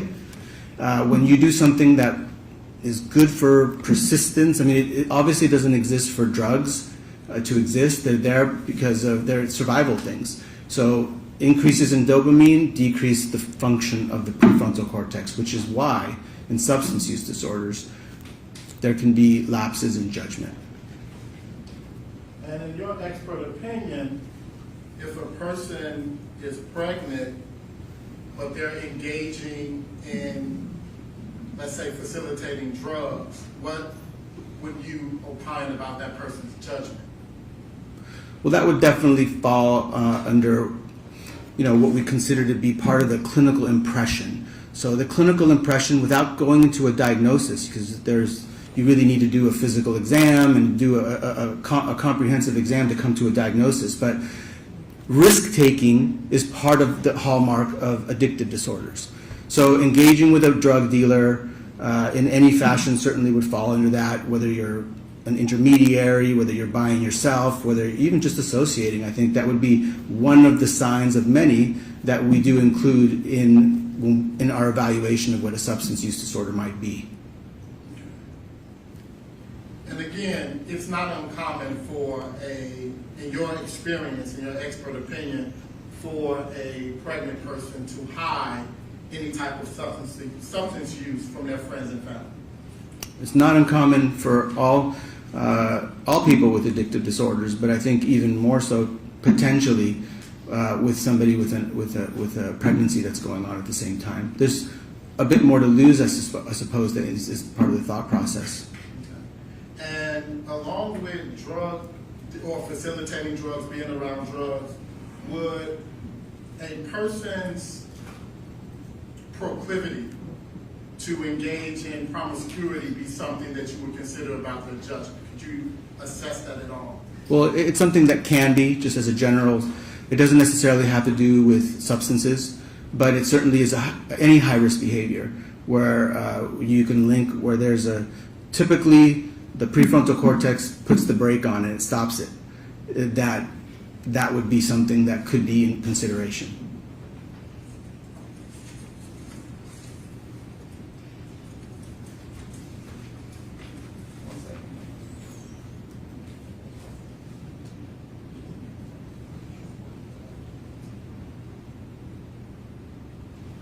Your Honor, at this time, I would like to tender Dr. Mario as an expert, as a medical review officer, and an addiction medicine specialist. Any questions from the state? Yes, sir. Well, Doctor, would understand by that by analogy, a pregnant woman should never work as a bartender? Because they're being around. I don't understand the substances question. That they shouldn't be ingesting? Well, so for somebody with an addictive disorder that has pregnancy, yes, my recommendation to that person would be working in a bar would probably not be the best, just because of exposure. There is absolutely no proof in any record that you've reviewed that Jay Benning was addicted to any cocaine or any other controlled substance, is there? Not of cocaine or no addictions. And she was a casual user of marijuana, correct? Well, so we don't use terms like casual user, so that would have to qualify that. I mean, we have what we consider to be misuse of drugs and then use disorders. We can't really make a determination on use disorders because a full evaluation wasn't done. The labs, the examination. She did not have a use disorder that I could state as a physician because that examination was not done. But misuse of substances, there's actually a lot of information. There are chats with... I'm not asking you about misuse disorders. I'm asking you about Jay Benning. I'm not asking about other people. I'm not talking about other people. I'm talking about Jay Benning as well. Okay. Well, in California, is marijuana legal in California? It is. Well, it's decriminalized, so Well, it's... decriminalized, Yeah. whatever. And actually legal in a number of states, from what I understand. Okay? Do you treat people with marijuana addictions? I do. All right. So do they come to you out of the blue, referred by law enforcement? Law enforcement doesn't give me many referrals unless there's court ordered. However, I do get referrals, and I do have people that come in that tell me that their cannabis use has gotten past what they can handle, and they feel like their life's out of order. Gotten out of control. Yeah. Absolutely no indication that happened with Jay Benning, is there? I would consider engaging with a drug dealer unusual behavior that would be linked to, in this case, cannabis. And what my gives you that information? From the text messages that she was having between Danny, the dealer, she was getting for her coworkers and for herself, cartridges of cannabinoids, all sorts of different species of cannabinoids, some magic mushrooms. I'm sorry? She was getting... She was brokering them. Some of it was promised to her, and but most of it was as an intermediary for coworkers. Okay. I would consider that to be unusual behavior, I think, for anybody to engage in that, because the risks are high. Not judging if it's a good thing or a bad thing, but to put yourself in a position to have to be an intermediary and then potentially be at risk for the consequences when you give somebody else a substance that somebody else brokered for them. From the records you reviewed, we're talking about Adderall. There was no Adderall or any derivative of that found in Ms. Benning's system, was there? No. And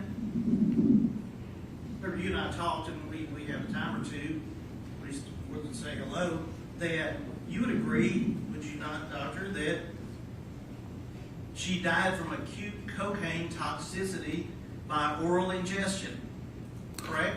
Well, I'm not here to actually, my scope is not to testify on cause of death, so I would leave that to the toxicologist and Dr. Larkin. Well, did you not tell me that you would agree with that finding? Objection, Your Honor, the witness has already stated. It's so. I'll sustain it. All right. And that, how many people have you ever treated at your clinic or for being addicted to orally ingesting cocaine? That's exceedingly rare. I mean, I know that people use it in their gums. They've had it in their mouth, but there's definitely not been a lot. That's not actually, in general, that's not a common way. Yeah. So. Because they die.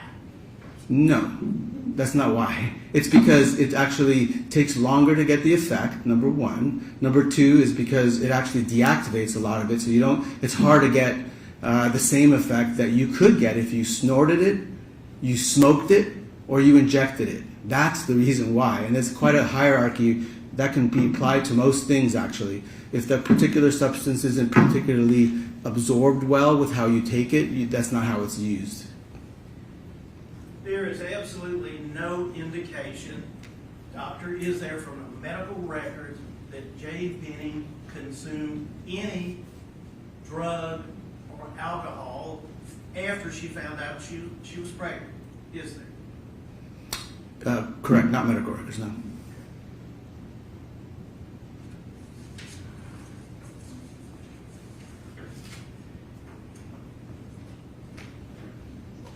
And so, nothing that you have testified about is based on any personal interaction with Jade Benning, correct? That's correct.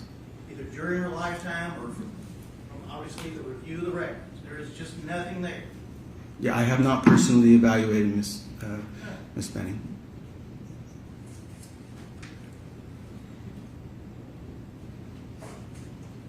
And the phases of heroin has nothing to do with this, does it? No. Are you referring to the different? Your epidemics. Yeah, well, they're not mine. They actually are ours. But I mean, the heroin was just one stage of that, and so that was just one to kind of explain why there are different stages of that exist. That the most recent one is fentanyl and psychostimulants. But I mean, your testimony about the phases. What was before heroin? Before heroin was prescription drugs. Okay, and before prescription drugs. Well, that's the first one. Prescription drugs. Then there was heroin. Then there's fentanyl, and then there's fentanyl with psychostimulants. That's the four.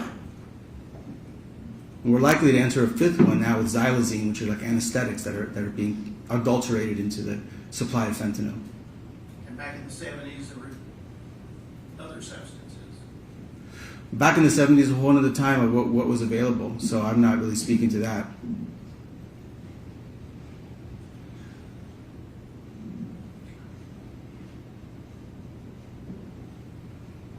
That's all. Okay. Thank you. Thank you. Step down, step back out.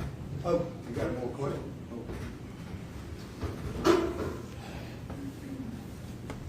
Dr. Mario, can you explain what cocaethylene is? Cocaethylene is a byproduct. Your Honor, I object. Wasn't covered on direct or cross-examination. Okay. I read this jury out. Treatment specialist, addiction medicine. Yes, Your Honor, and cocaine and alcohol was just referenced. Is that what you plan on getting into with Dr. Larkin if she testifies? We've already heard testimony about it, right? Yes, Your Honor, but however, what was just elicited from Dr. Mario was about a person working at a bar, and was there ever any evidence of any uses of cocaine with Mrs. Benning? Is he aware of any usage of cocaine? Are you aware on whether or not the substance cocaethylene was found in Ms. Jade Benning's system? Well, my understanding is that there's one of the lab reports that did show that there was cocaethylene. It sounds like there's probably contested. It's maybe for the. Go ahead. And what is cocaethylene a byproduct of? Well, so when you consume alcohol in the setting of cocaine, you produce a compound called cocaethylene. It creates a high toxic environment, so your heart will work harder. All the things that normally cocaine will cause, it can make it worse, and it's one of the known problems, right, with combining those. And can alcohol be an addiction? Can it be abused? Yes. Can it be misused? It can. And can you be a casual cocaine user? You can. You can be a casual cocaine user, somebody that uses not with great frequency. It's possible. It's possible with alcohol as well. Thank Any other questions? So you can be a casual cocaine user, but not a casual marijuana user? I don't think I said you can't be a casual marijuana user. You said earlier. That you can't be a casual? No, I don't think I would have said that. I mean, if I did, I misspoke. But you absolutely can't. You can be a casual. You wouldn't use the word casual. Yeah, I wouldn't use casual because in the context of what you were talking about, it was. He's asking you can be a casual cocaine user. So you can be. So if the definition of that is that somebody uses infrequently, if that's what your definition is, when we discussed the issue of the marijuana, I thought you were talking about something more like diagnostic. I just wouldn't use those words for something diagnostic. But they both can be used with low frequencies, for sure. Dr. Just about the cocaethylene, you said someone told you about that. No, I've seen it in the reports from one of the labs. But again, I'm not here to testify in my scope about that. I think you have a toxicologist and you're going to have Dr. Larkin on that.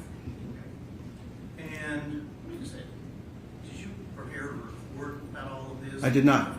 I don't have a report. That's all, Doctor. Anything else? No. Okay, you step back up. Thank you.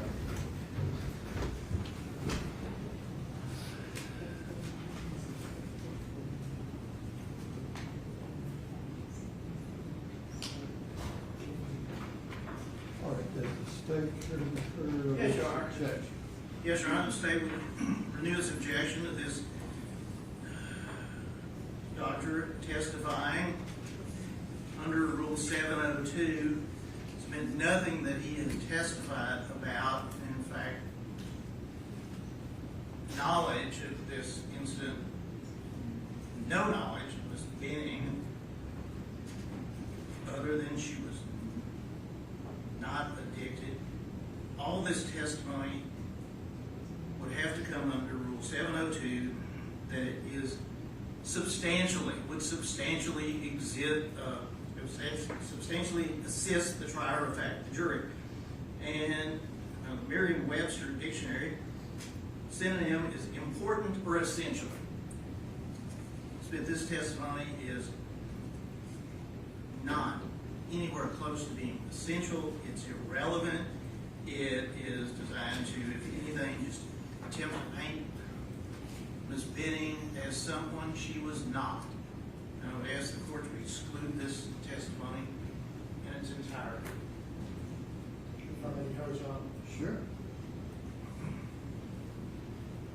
Your Honor, it is not only important, but it's a vital and critical issue that the state has put before this jury through multiple witnesses, which is the fact that Ms. Benning would not engage in any type of drug use or behavior because she was pregnant. And so it is very... They didn't say that. They said there's not even proof that she did. And, Your Honor, we believe the contrary. We intend to get into that. But this gentleman doesn't know that. Yes, he does, Your Honor. He has reviewed text messages that suggest she was offered drugs while she was in fact pregnant. We ain't got to the text messages, but if those come in, then they come in. He doesn't have to interpret them. No, but certainly they are evidence of the lifestyle that Ms. Benning was engaged in. The state certainly has taken the position that it is a barrier to her being involved in anything illicit because she was in fact pregnant. And so the defense has a right to put on evidence before this jury that simply being pregnant is not a reasonable statement of sobriety in and of I itself. asked the state that 2 hours ago, and they agreed with me. But Your Honor, they can take that position because they have rested. They've already paraded a bunch of witnesses before this jury who have said otherwise. So you think you need this person to tell the jury that women that are pregnant can still use drugs? And that they are stigmatized, and that may be a reason that they would not disclose to family members and loved ones. Okay. Thank you. All right.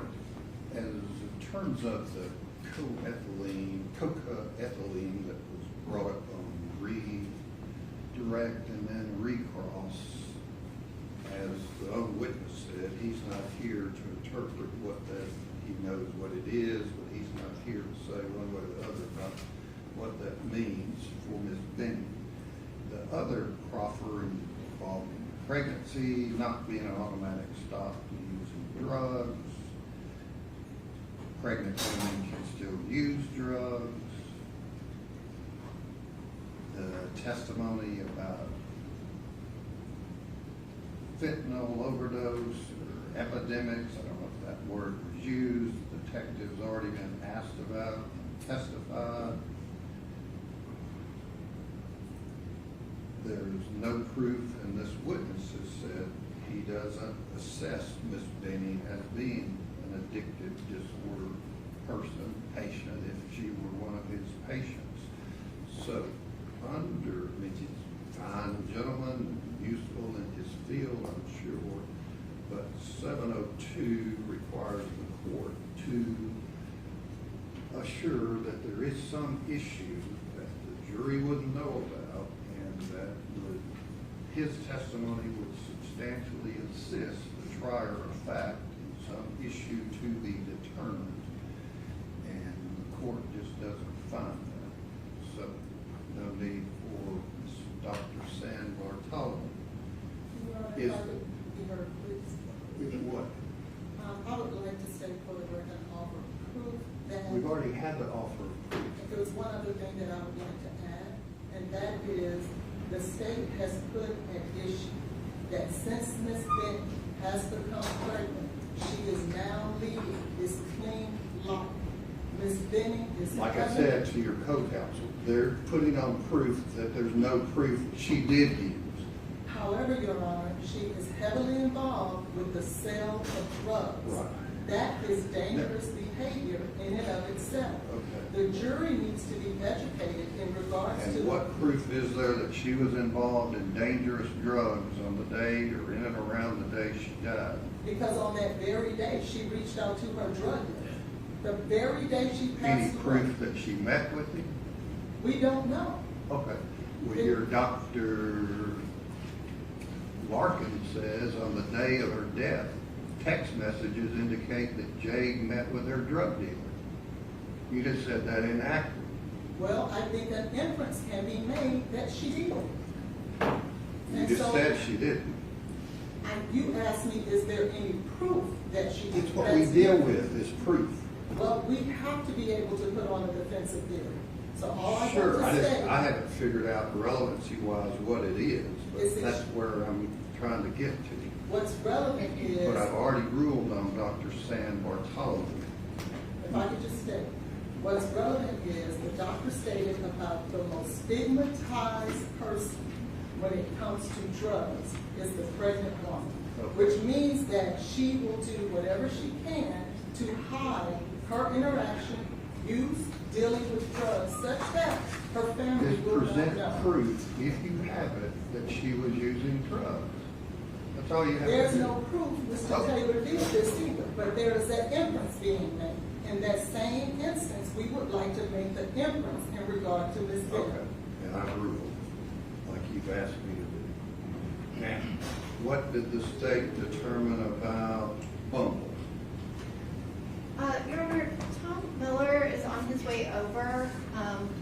I do not believe that this is active use for Bumble. I do not think it should be admitted. I would like to have a jury out on it. Okay, She where lives- is Mr. Okay, I, bring him in. We'll hear what he says this minute. And is the state opposed to the other text messages? I am opposed. Some of them have already been mentioned and introduced and talked about. I am opposed to the one on 1/20/23. 1/21/23 dealing with what? They've got them categorized as discussion with Blaise. I'm sorry, it's like it's under the drugs category. Okay. Which, is there 8, I got a 5, a 6, and a 7? 4. 4.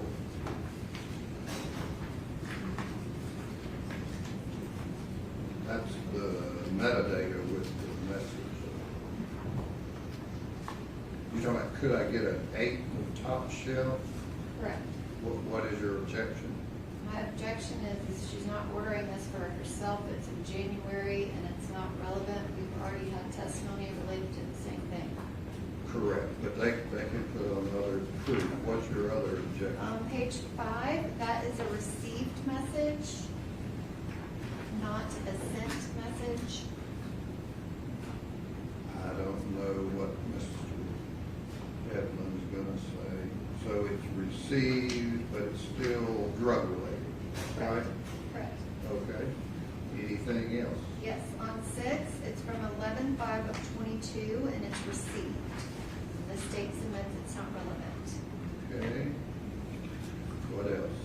Also number 7, it's received, it's from January 18th of 2023. Okay. Anything else? On page 8, the reference to Adderall, I feel like we have already been through. This is not Adderall that Ms. Benning was requesting for herself, it was for her friend that was. Right, we just confirms that, right?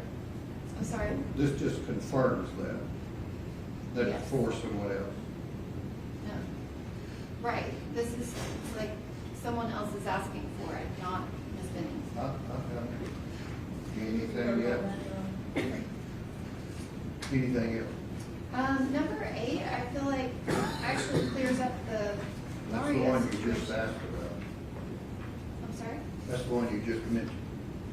I'm sorry, that was number 9, was the one that kind of clears up the Mario situation because she wasn't ordering it herself. On number 10, there's no date on this. Also, it just seems cumulative.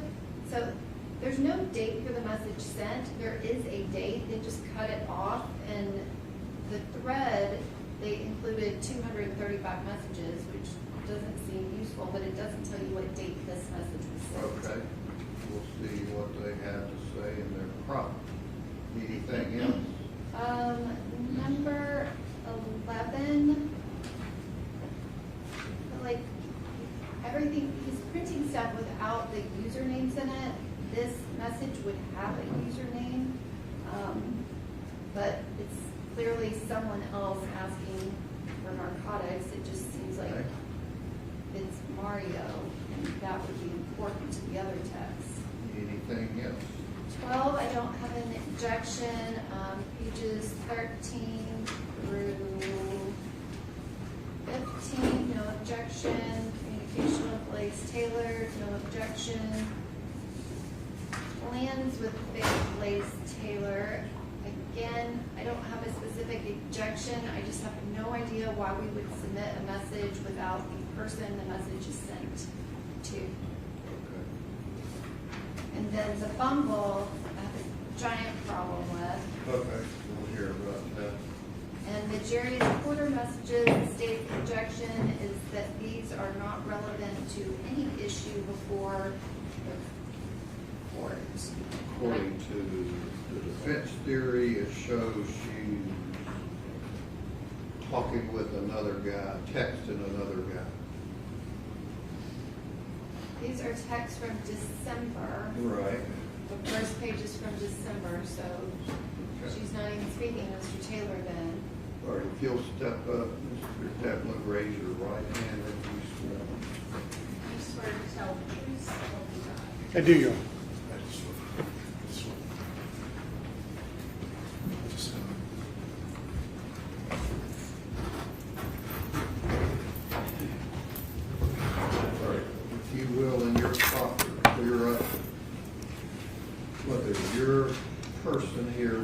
us knows anything about page 23 and what that means, 22 and 23.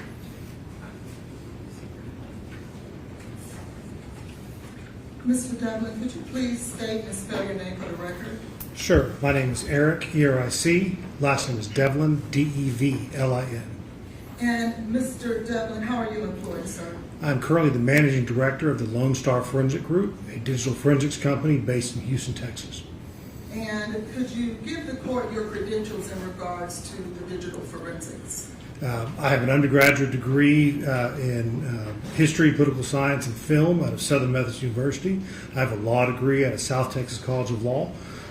After graduating from South Texas College of Law, I took the bar exam, passed the bar exam, became a prosecutor at the Harris County District Attorney's Office, which is Houston's DA's office. I was a prosecutor there. I tried everything from traffic tickets to death penalty cases, but spent most of my time as the chief of the cybercrime, human trafficking, and child exploitation divisions. After I left the DA's office, I opened a forensic company, and I've received thousands of hours of forensic training. I have certifications through a variety of platforms. I have examined thousands of cell phones. I have testified in state court, federal court. I've testified in, so far, I've testified in Ohio, Texas, Florida, South Carolina, and Indiana. And have you had any specialized training in regards to cell phones particularly? Yes, I have specialized training from Celebrite. I have specialized training from magnet forensics. I have specialized training in generic phone forensics. I also have advanced smartphone training. Have you had any occasion to publish any publications and/or articles? Yes. Have you been certified as an expert in forensics, digital forensics, prior to today? Yes. And will you be opining and/or giving information today from the cell phone and dump and/or forensic download of Ms. Jade Benning's phone? Yes, ma'am. At this time, I will tender Mr. Devlin as a forensic expert with the cell phone of Ms. Tell us what page 23 means. It starts on page 22, but page 23 specifically is the activation of the application for Bumble, which is a social contact application. This indicates when you go from the springboard, which is the basic function of the screen, opening that particular application. And does this, or do the notations that we find on page 23 actually state that Ms. Benning opened that application and interacted with it? I can't say Ms. Benning did. I can say that this phone opened. Thank you. And did they do so on each and every occasion? Did this phone, every notation that we see here, did it in fact interact with the Bumble application? Each one of these is an interaction with the Bumble application. And it's not simply just a notification? No. Interacting how? Either opening it, closing it, switching it, adding in, making contact with the actual application. Can you tell me that Ms. Benning was communicating with, accessing information about other men? No, sir. Can you tell us what is the purpose of the Bumble application? What is its purpose? What is involved? The Bumble application describes itself as a social contact application. So while many people use it for the purpose of dating or hookups or other interaction, other people use it as a contact social media application that time.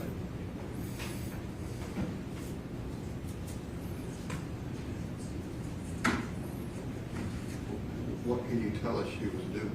I can't. Just that the application was being interacted with. And the application was installed previous, so. Can you give us, can you give us a date that this application was installed on Ms. Benning's phone? I show an application, an installation of the application on 2/17/23, and I see another installation on 2/22/2023.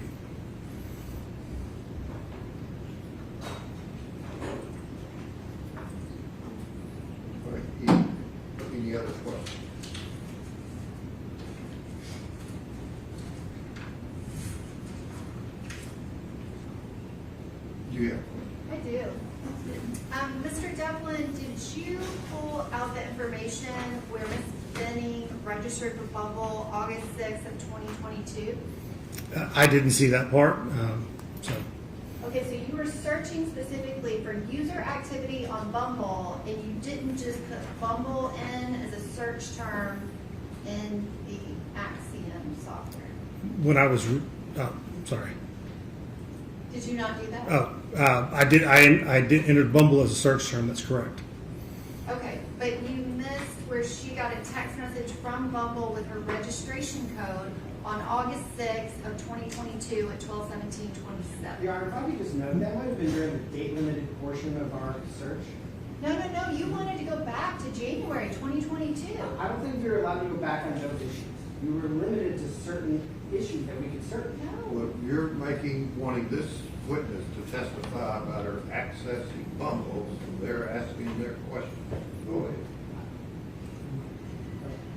That is not what happened. And so if this same database that you have here on page 23, if there's activity on here after Jake Benning's death and after the phone is in police custody, do you think you might change your opinion as to whether or not this is user activity or if it's just updates within the Bumble app? The Bumble app can have updates, absolutely, as a part of it, depending upon if the phone was powered on and connected to the networks.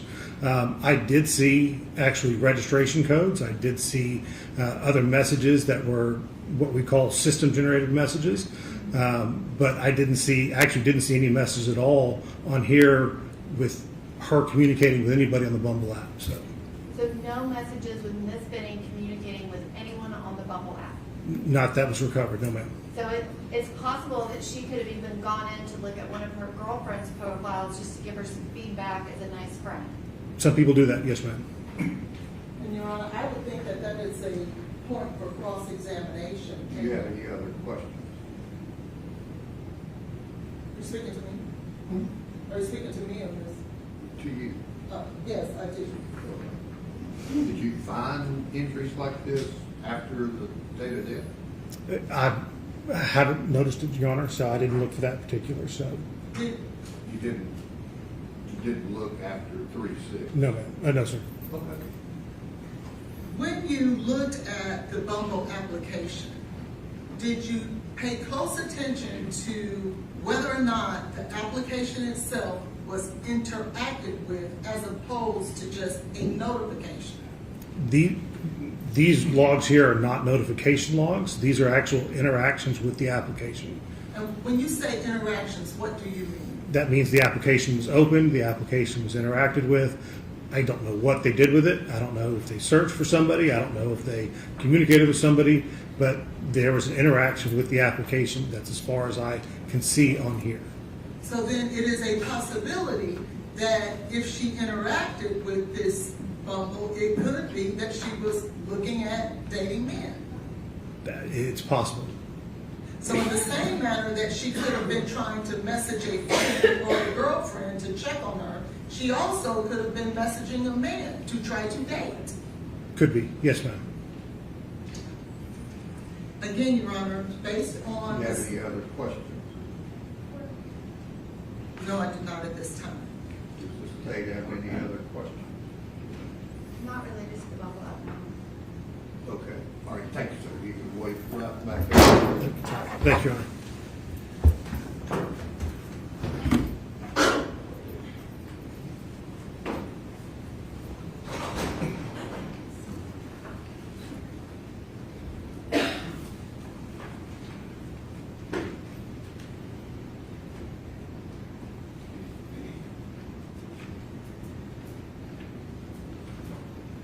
Two pages, Ms. Collins, 22 and 23, proves that Ms. Benning was dating other men. I think it infers that she was dating other men. There are other messages that we also believe that she was dating other men in connection with that. And so... What are you speaking of? I'm speaking of in December when she was in fact pregnant and living a clean life, she sent naked photographs to 3 different men. These things That's not in what you said. It's not because I did not want to put that type of information in here, but it is important. So you're not planning on asking about that? I do plan on asking about that. That's why I'm bringing it to the court's attention now, because the state So has. what other texts are you wanting to introduce to this jury? Outside of this, I want those text messages. Where are they? In December. I did not want to print out those types of photographs. You're wanting the jury to see them, right? No, I do not. I would just like for them to hear about them.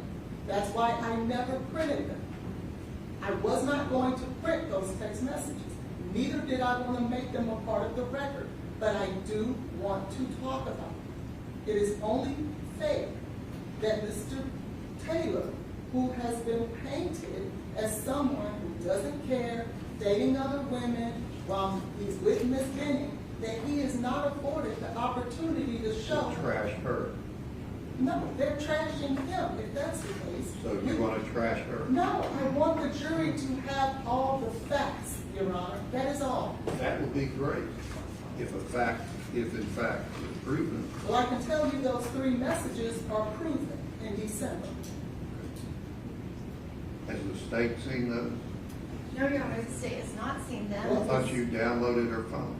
Well, I haven't looked at every single thing on her phone, and particularly whether or not she's dating men in December when they're broken up, the state's position isn't irrelevant. That's the first time in 7 days I've heard that.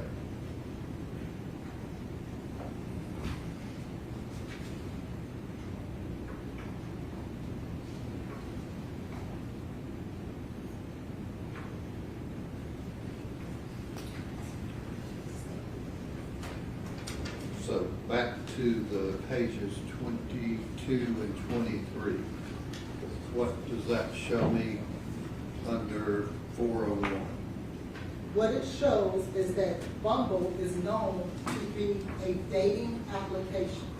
It is not known to be a place where you go and say hello to a friend. He said it was. He said it was one of the things you can do. Well, then don't say it wasn't, because your witness just said it was. He said that in response to the state's question if it was a possibility. He said yes. Now, he says that happens. It's a possibility. But that is not the primary purpose of Bumble. That might be the primary purpose of Instagram, TikTok, Facebook, but it is not the primary purpose of Bumble.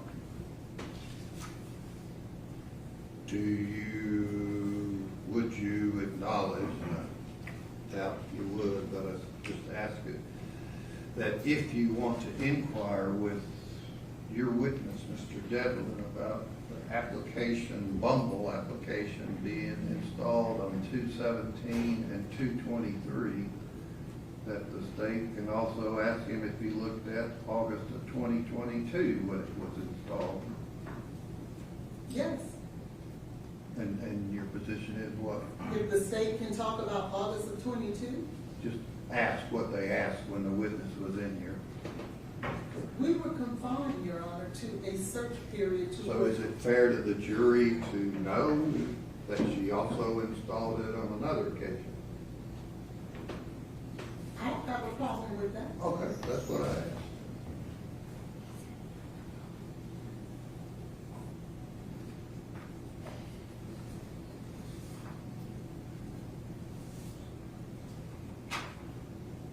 Okay, the other issues that the state had, you can cross-examine, find out dates, find out whether it's received. I mean, if it's received, some of these, quote, drug, quote, involvements, it's received, so.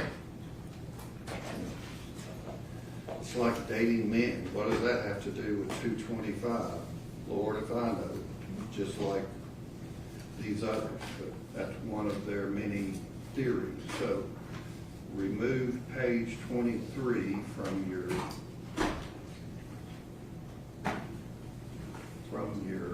PowerPoint and or exhibit. I'll let you ask your witness about these other texts and slides that you wanted to introduce. Is he the next witness? He is, Your Honor. Do y'all need a break? But he needs to get on the plane, so I can wait if you don't mind, so that he can make his flight. I will wait for my break. Okay. All right, let Mr. Devlin step back in and breathe his jury down. Judge, are you keeping out all three of the Bumble references? I don't need you're talking about the one sheet that says Bumble? Well, yeah, I don't know why I'd bring it up if you're keeping the other pages Well, out. 22 and 23 are the Bumble pages. 22 just confirms that, according to him, she installed it. So you can pull out 21 and 23 and ask him about 22. Okay, so 20, because I have a presentation on my list. So 22 can stay in, 23 comes out. And 20. 21, 23 come out. I don't have an objection to 21 if 22 is staying in. I was trying to clarify that before. Well, 21 is just some creep. It just doesn't matter. You can ask him about 22 and what that means. All right. The defense calls Eric Okay, we're not in here yet. Oh.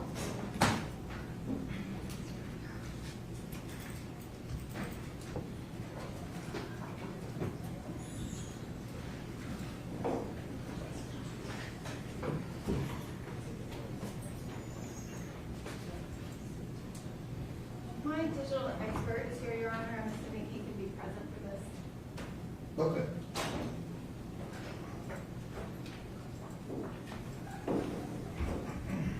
To be clear, what page are we taking out? Do you know, Mr. Grant? Yes, I have it. It's page 23, if you want to use it on the hard copy.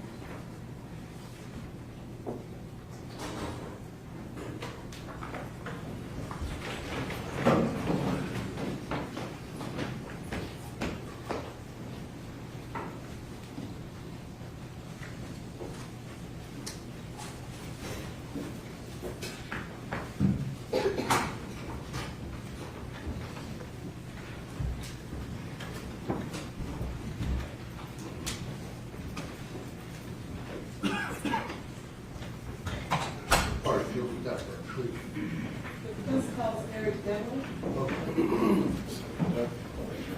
You swear the testimony you're about to give to be the truth, so help you God. I do.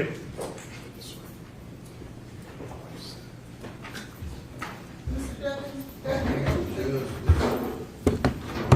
Okay.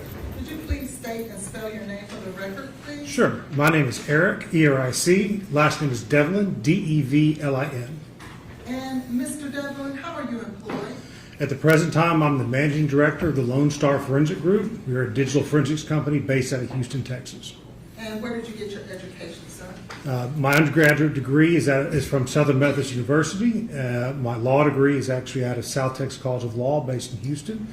And did you take the bar? I did. And And did you pass the bar? I did pass the bar.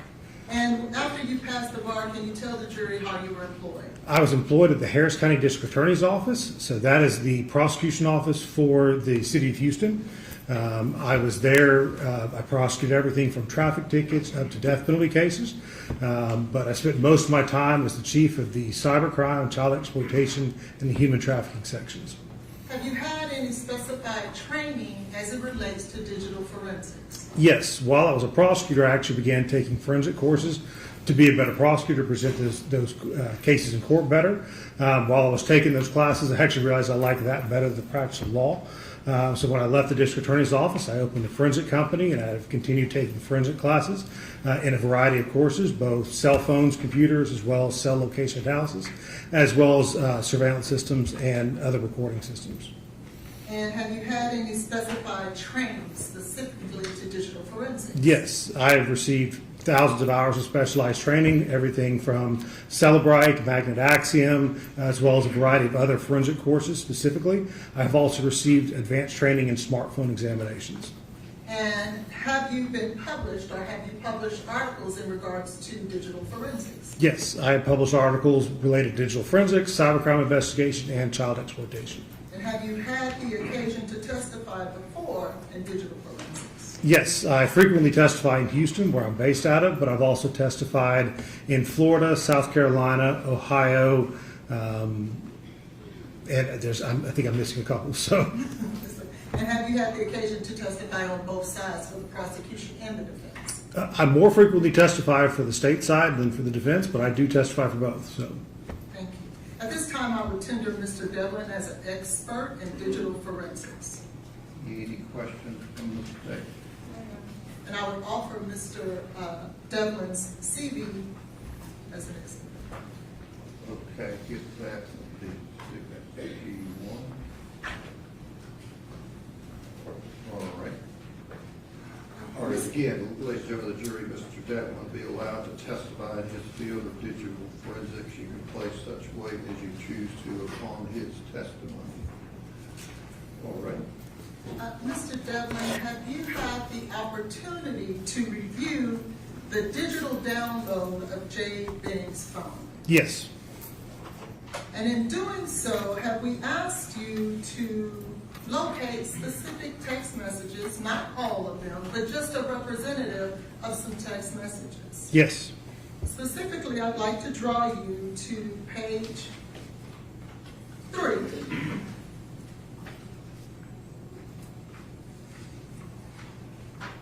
yes, ma'am. Did you find any text messages within Ms. Benning's phone that dealt with drugs? Yes, I examined an Apple iPhone 13. I was asked to examine and review the forensic extraction that was done by law enforcement.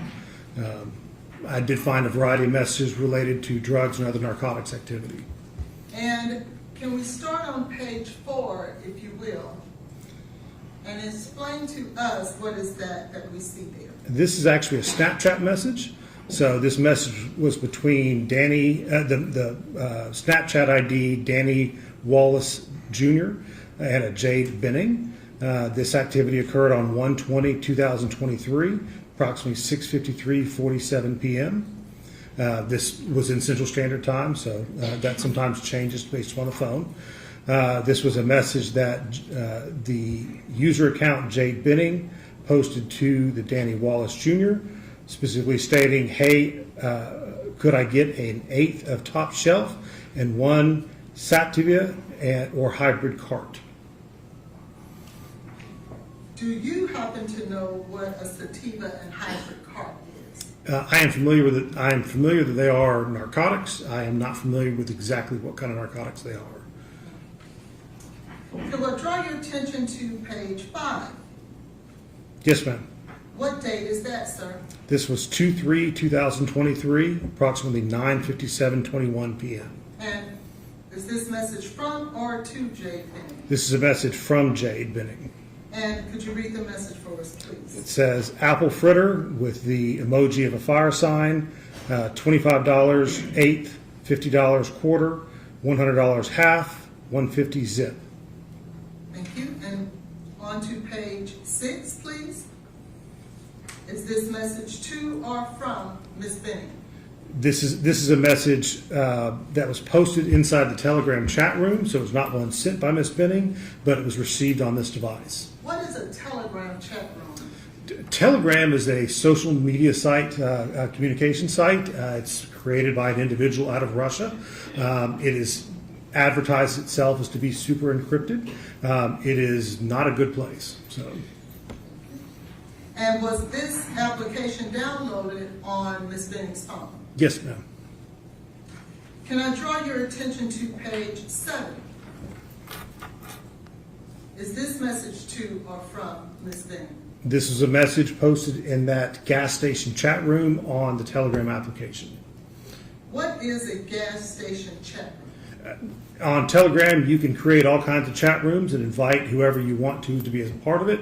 That's one that occurs, and actually in narcotics activity frequently occurs this way. It allows them to advertise sales or purchases or deliveries of different types of substances. And it's, again, believed to be encrypted and heavily anonymous. So, And could you read for us the message that's on this particular date? So, it says pressure plus with the emoji for carts with a fire $30 a pop, price cut on 2+.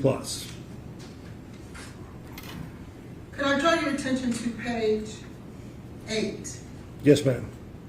Could you explain to the jury what this represents, what page 8 represents? This is an actual iOS text message, so this is a communication between this particular device and another individual.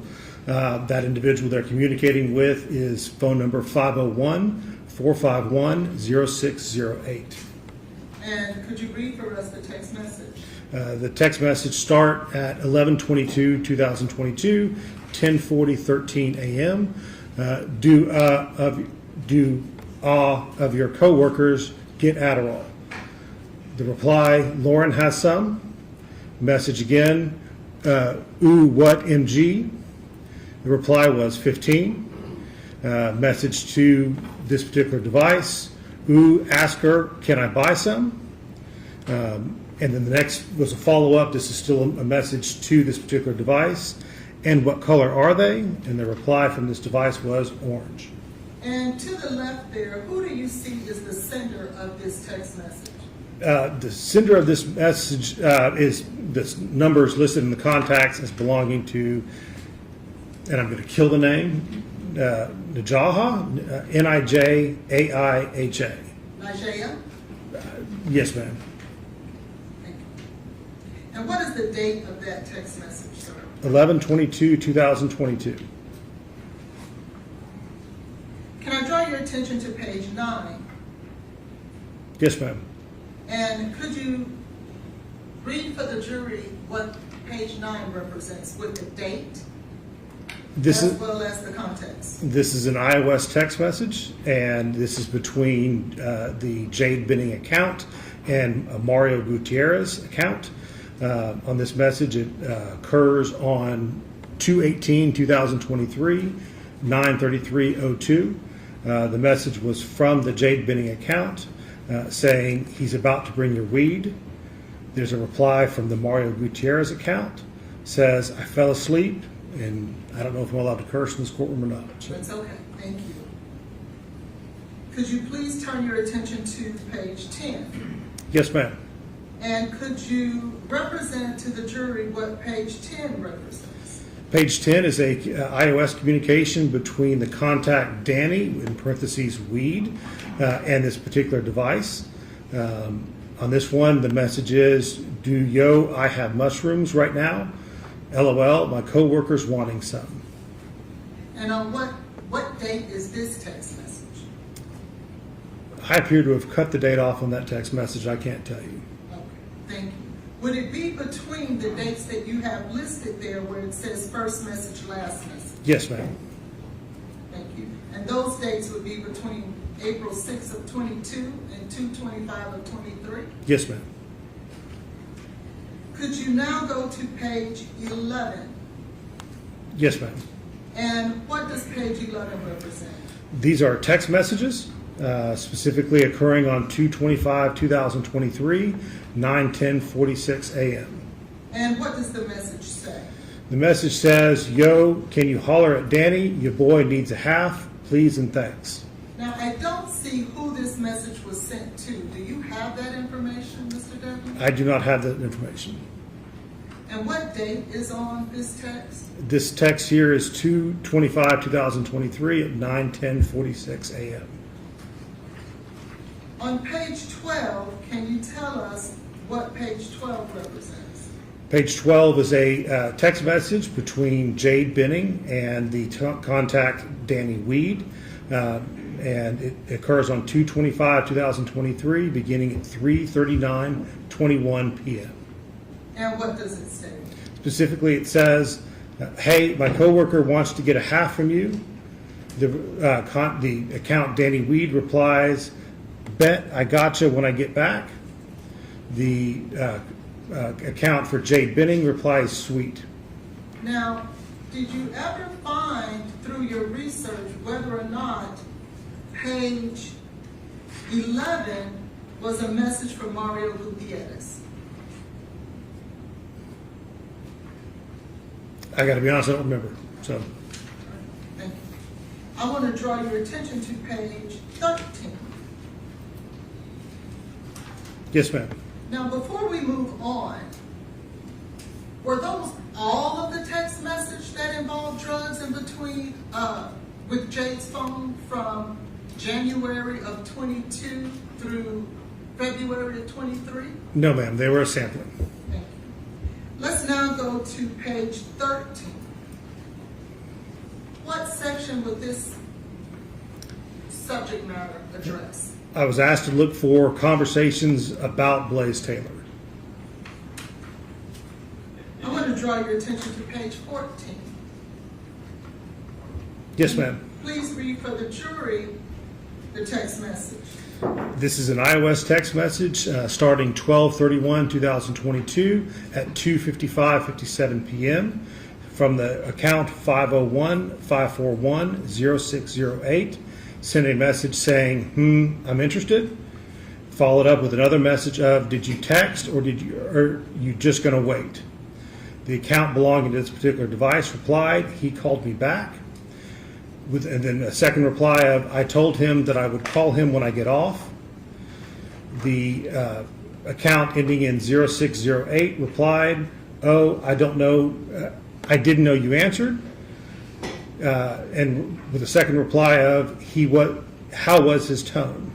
Do you know who this number 501-541-0608 belongs to? I believe that's the same name that you gave me earlier that I butchered. So, Nigel. Yes, ma'am. Thank you. I want to draw your attention to page 15. And what is the text message thread, please? On this one, it's a continuation from the previous page. It's the account belonging to this particular device replies, he sounded the same as always, but I could tell he had something he needed to talk about, of course. The account ending in 0608 replied, why am I anxious like I'm talking to him? This device's account replies, LMAO, because I've been waiting for this. The account with 0608 replied with, get off work already, LOL. The account for this device replied, right, I keep looking at my watch. And then the final message on there is a reply from the 0608 account, keep me updated. I now want to draw your attention to the next section. Could you tell us the subject matter of this next section? On the next one, there's communications with Blaise Taylor. And can I draw your attention to page 17? Yes. Can you please read that text thread for us? Yes. In fact, I'm sorry, these are smaller, so I may read it from your larger screen. This particular account, the local user account, initiated a message saying, thank you for coming to help/see the new place. I'm glad we got to talk about all that we did. It gave me a better understanding on some things I didn't have before. Hope you feel a little better as well, babes, with an emoji. The reply was from the phone number ending in 5738. Thanks and no problem. Just wanted to keep communicating and stay on the same page. The second reply of loved. Thank you for coming to help and see the new place. This account replied 100% agree with you. Another reply 100% also turns me on when we have our talks. The account ending in 5738 replied laughed at 100% also turns me on when we have our talks. With another reply of why LOL. Then another message of I feel like most of the time it's really me telling you stuff you probably don't want to hear. Now, in regards to this text message, is this Jade Benning's phone in the blue? It is. Can we now move to page 8? This is a continuation of that text thread, the account ending in 5738. I feel like most of the time it really me telling you stuff you probably don't want to hear. The next message was from the Jade Benning account. Not necessarily. You're just keeping it real at the end of the day, and that's all I ask of you. And because to see you serious, for one, LOL, and us being able to calmly communicate about the situations we have in front of us just lights me up. The account ending in 5738 replies, LOL, okay. Well, I said I'll always be up front and answer any questions you have. This account here for this device replied, heard you. And this device, this account, the one ending in 5738, was under the contact name of Blaise. Thank you. Let's now move to page 19, and what subject matter is this section? This specifically is related to messages regarding plans with Blaise Taylor. And can I get you to turn to page 20? Yes, ma'am. And could you read for us the text message here? This message was on 2/25/2023 at 12:03:10 p.m. The message was sent saying, okay, LOL, I'm going to plan to do a little at-home paint with Blaise tonight. And what date is that text message? 2/25/2023. Can we now move to the next section? Yes, ma'am. And what section is this? The label on it is Bumble. Can you please identify page 22 and explain to the jury exactly what this is? This specifically is a set of logs related to the installation of the Bumble application. What is the Bumble application? Bumble is an application that's on both iOS and Android devices. It's described as a social contact application. And what day do you see that this particular phone installed the Bumble application? There is an install of 2/17/2023 and another installation date of 2/22/2023. And can I draw your attention to page 24? Yes, ma'am. And what is the nature of this section? I was asked to find some communications related to Jarius Porter. And can you read for us on page 25? Yes, ma'am. On page 25, the communications start 12/17/2022, 9/17:30 p.m. It's a message from this particular device to the porterjarius@gmail.com. You've been getting it the last few.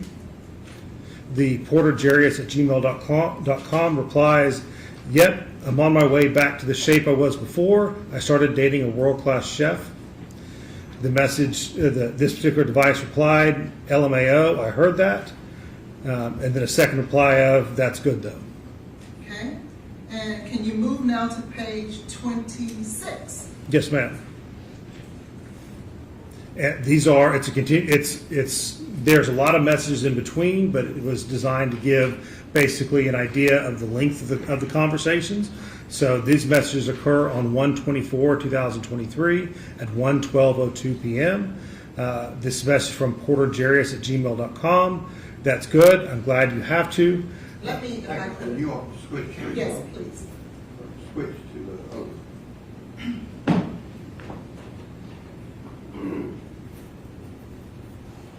I'm sorry, can I, do I continue? Yes. Oh, sorry. The message was porterjarius@gmail.com, 1/24/2023, 1:12:02 p.m. Message says, that's good. I'm glad you have to. I'm just honestly sad, but I know I want to be forever, and God make no mistakes. Glad you're feeling better. This particular account on this device replied, yeah, I know it hurts to know, but you can talk to me about your feelings if you want to express anything. I want you to take care of yourself better and not let yourself go down the path of just turning to drinking and smoking more to heal. The Porter Jarius account replied, of course, Shawty, And LOL, don't forget, working out too. It's some good going on too, but you're right, I've been planning on slowing down. This device's account replied, I know you're working out too, LOL, but still, don't be doing that extra stuff.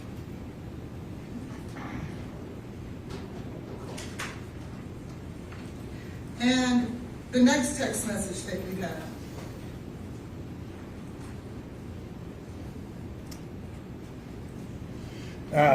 This was a message, actually, and I'm sorry it printed out in black and white, but this was a message from this particular device, specifically saying, Blaise told me last night he signed up for monthly subscriptions of diapers from this company, kudos, LOL. And what's the date, I'm sorry, on this text message? 1/10/2023, and I can't read the time, so no, I just need to move it over. 7:42? Yes, 7:42:10 p.m. And can we get you to read this text message? Yes, this was a text message from the account 1-501-231-5975, asking the question of this device, does Blaise rub your belly? LOL. This particular device replied, sometimes. And do we know who the number 501-231-5975 is? I don't think I do offhand, so. There were other messages. Oh, I'm sorry. What is the date? I apologize. On that text message. If you remember before I pulled it up. I do not remember before you Let me pulled it up. grab it.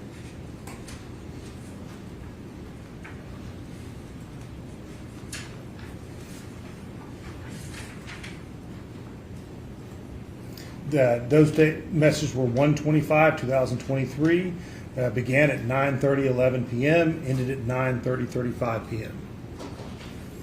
Mr. Devlin, in your search within Ms. Benning's phone, did you happen to run across a text message between? Objection, Your Honor. Okay, let the lawyers.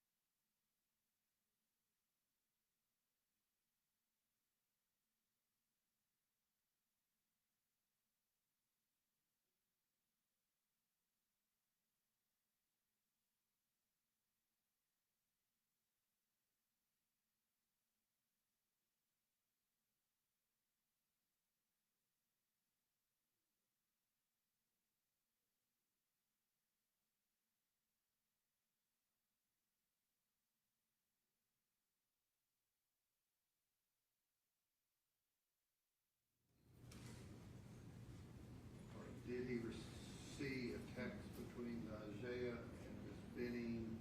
Regarding her posting about her baby, do you remember seeing any of those text messages? I vaguely recall that, but I couldn't give any details on it. I've seen a lot of messages, so. Okay. And you don't remember if Ms. Jackson, Najee Jackson, asked Ms. Benning when she was going to post about her baby. I remember that specific message of when are you going to post? When Ms. Benning responded, do you remember it having anything to do with Blaise Taylor? I don't recall the response, so. Thank you. I'm past the witness. Okay, questions from the state? Thank you, Your Honor.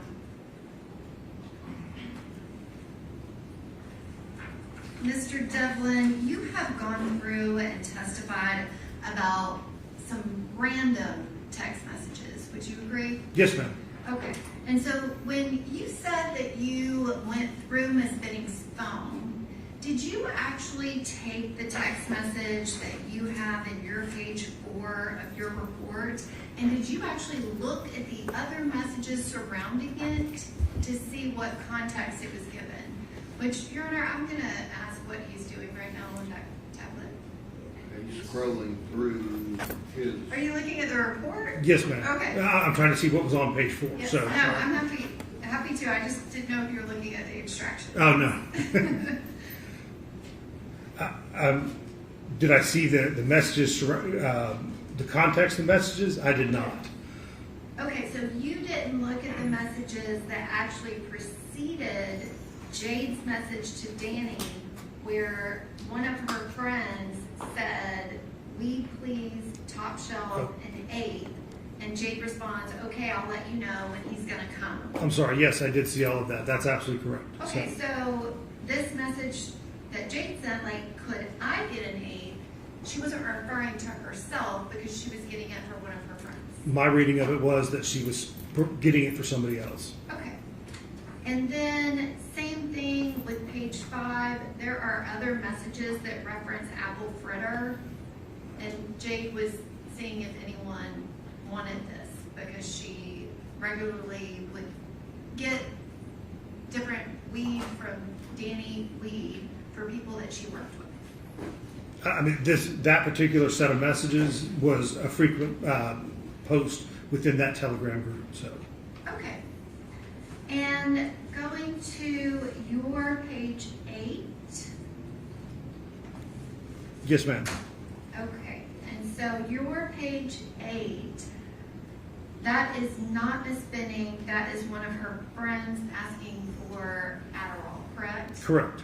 And did you actually read through that message thread with Miss Benning and her friend had a valid prescription for Adderall? Did you notice that? I remember the discussion of that, yes. Were you familiar with the Adderall shortage that the pharmacies were having during this time frame of November 2022? I'm not familiar with that, so. Okay, so if pharmacies were out of Adderall during that time, which actually, if you read through the text between Ms. Jackson and Ms. Benning, they actually talk about the fact that Walgreens can't get it and everybody is out of their Adderall prescription from their doctor. Okay. Okay. And then, so this one, I would like for you to look at page 9, skip page 10 entirely, and look at page 11 and 12. Yes, ma'am. Okay. Did you connect page 9, 11, and 12 in any way?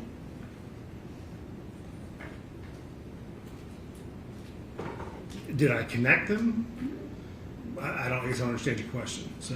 Okay, well, page 9 is actually the last message in a sequence of messages, but you put it first. And then when you go to page 11, you left the other person off of this thread, which is readily available in the extraction, but you left off Mario Gutierrez as the person asking Jade, "Can you holler at Danny? Your boy needs a half." I do recall that, yes, ma'am. Okay, so that's Mario Gutierrez, but you left his name off of this. When I pulled it, I don't think it was included in there, but that's correct. I believe it was Mario Gutierrez. Okay, and then page 12 follows where Ms. Benning asks Danny very specifically, and this is on February 25th, "My coworker wants to get half." And And Danny responds, "Bet I got you when I get back." Yes, ma'am. Which, and I apologize, page 9 doesn't actually relate other than it's from that Mario thread. The time that Mario gets anything is on February 18th, but your report listed 2 dates. It listed the 25th, which kind of inferred that the messages you included in 11 and 12 were on the 25th. But no one meets Danny on the 25th. You would agree with me about that, wouldn't you? I have no idea if anybody met Danny on the 25th. So Because there's absolutely nothing in Miss Binning's phone that indicates that happened. It's the opposite. Danny said, "I'm not here. I'll hit you when I get back." I do recall that further messages where he said, "I'll hit you when I get back." Okay. And on page 13, this section is labeled a conversation about Blaise Taylor. And that conversation, that's not the only one, correct? There's quite a few messages about Blaise Taylor. Okay. And this is from December 31st of 2022. And then again, the next section that you have that begins on page 16, that is not the only communication that they have, correct? No, they had quite a few communications. Okay. And then we get to page 19, which is plans with Blaise Taylor. And again, on page 20, for some reason, even though it's in the extraction, you left off the person Ms. Binning was speaking with. And this is from the date of 2/25/23 at 12:03. She messages her best friend, Nigella Jackson, to tell her that she's gonna plan to do a little paint with Blaise tonight. So you didn't put in the thread that they were talking about where to get the paint and maybe Dollar Tree would have it. Do you There think was- that I that remember- may be connected to why she stopped at Walmart? I remember all those communications. I know that there were some, even some pictures. I believe there was a picture of a crib as a part of it. And there was talk about what they were going to paint. So, I mean, there's a couple of those messages. Yes, ma'am. Okay. And then on page 22, you have this Bumble information, which you have an install date. But you didn't include the message that showed that Ms. Binning registered for Bumble in August of 2022. This was, when I ran this particular search term, this is what came up. But we talked about those messages before. I did see a message back in August of 22 that showed a previous registration for Bumble. And did you notice that the app was only in focus for 119 seconds? Not very long. 23? It was very quick, wasn't it? Yes, ma'am. And you don't have any user data to show what was happening when she accessed that app. Correct. And so, like, if I thought that Kendall had a Bumble profile and I just wanted to go click on it to look at it to kind of give her some feedback as a girlfriend, it could have just been that. Absolutely. Okay. And then you included some random messages with Mr. Jerry's Porter. Did you notice that they were very close friends? They appeared to communicate quite a bit. So during that period, As very close friends. I don't know enough about them. I just know I was asked to pull these messages. So. Okay. And then the last messages that you apologize for being in black and white, so they don't have a page number. Do you know what I'm referring to? I do know the message you're referring to. So. Okay, so this is January 25th of 2023, and it's just a message from Jade's mother asking her, does Blaise rub your belly? And Jade responds, sometimes. Right. Did you keep reading the messages on where her and her mom actually message back and forth and draft a message from Jade to send to Blaise to tell her how much she wanted him to go to her OB appointment where she was going to find out the gender of their baby? I recall something along those lines. Yes, ma'am. Okay, and you recall the messages where Blaise Taylor did not go to that appointment, correct? I'm unaware if Mr. Taylor went to that appointment or not. So You didn't look at those messages where I've- he didn't show up. I read through them as to whether or not he did or didn't. I don't recall that. So Well, do you recall that he never went to a single OB appointment with Jade Binning? Objection. speculating, this witness doesn't know that. Okay, you can ask whether he reviewed any text about that, but Did you review any text messages where every time she had an appointment and asked him about it, he didn't go? Objection, counsel is testifying. And do you recall any text messages about appointments? No, Your Pregnancy Honor. appointment? No, Your Honor. recall. And the last message where Miss Benning tells her mother that Blaise told her the night before that he signed up for a monthly subscription for diapers from this company. Did you find any other mention that proved that Mr. Taylor actually signed up for a diaper subscription? No, I did not. Thank you. Any other questions?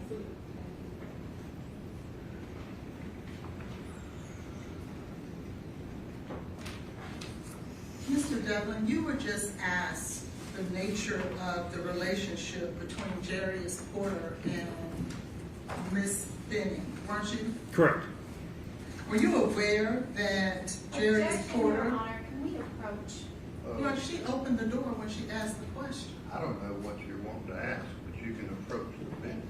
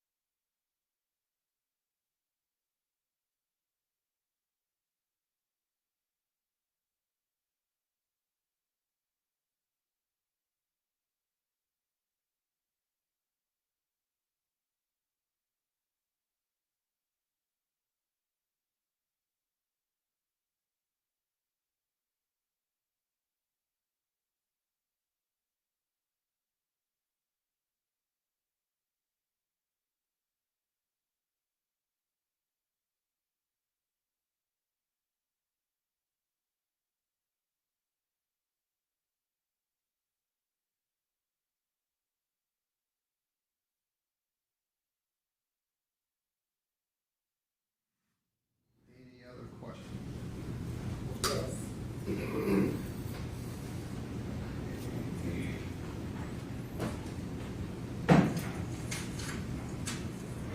Were you aware, you stated on cross-examination that Ms. Benning actually downloaded Bumble first in August? I found a registration message. It may have happened. Bumble may have been downloaded before that. But that would have been at least the earliest time that I know of. Were you aware, or did you find out through looking through the phone that Blaise and Ms. Benning met on Hinge in the same month of August 22? I did not see that. So In regards to Mario Gutierrez, did you notice through the phone that Mario Gutierrez is the significant other of Lauren Weber? yes, ma'am. And Mario Gutierrez on the 25th is the same one asking Jade to get her narcotics. Yes, ma'am. And that's Lauren Weber, the person who went inside of her home when was told not to, the crime scene. That is her. Okay, see, there's disputes about all, so don't throw that up like it's true. So what is your question? Your Honor, she said she did. Said In she regards, did what? she said she went inside of Miss Benning's Right, home. we've heard that, but there's nothing about police. We've heard all that today. The jury's heard it. So what is your question that this gentleman would have a foundation about? Did you have an opportunity to look through the text messages between Jane Benning and Jarius Porter? Yes. Did you find that they were a little bit more than just friends? Having read through the messages, I don't know if they were just friends or if they were what they call friends with benefits. I don't know. So, In regards to the appointment of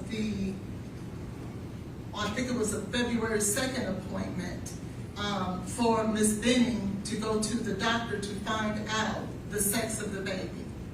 Did you see any text messages well, let me first ask you this. Did you learn through the text messages that Mr. Taylor worked for the Tennessee Titans?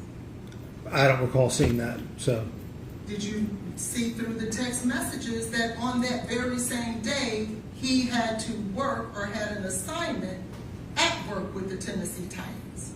if I did, I don't remember that. So, In regards to the Bumble application, and I think that the question that was asked of you on cross-examination was that it could be an app where someone will go and say hello to a girlfriend. Is that what was stated? I mean, I thought the question that was asked of me was, is it possible that somebody logged in to see if their girlfriend's profile was on there? I thought that was what was asked. What is the primary purpose of the app Bumble? They call it a social contact website, but for the most part, it is a hookup or dating application. And this is the very app that Jay Benning registered for in August and then downloaded again, and I think you said February. Correct. Thank you, I'll pass. Any other questions? No, Your Honor. All right, thank you. Thank you, Your Honor. Sorry, let the lawyers step up. Please, please don't.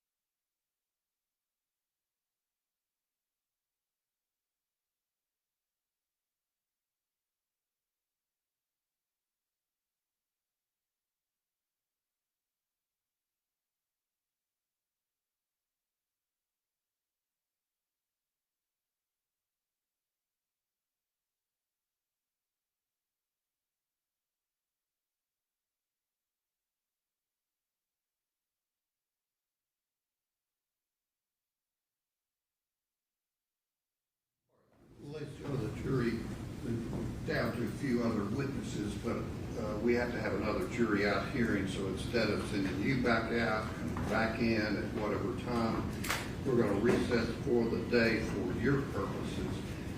Remember what I said about not discussing the case, forming any opinion about it, looking things up, touching anything on media, just ignore all of that. And tomorrow, be back in the morning, 8:45, 8:50, we'll get you up here and resume the trial. Thank you very much. You can step down.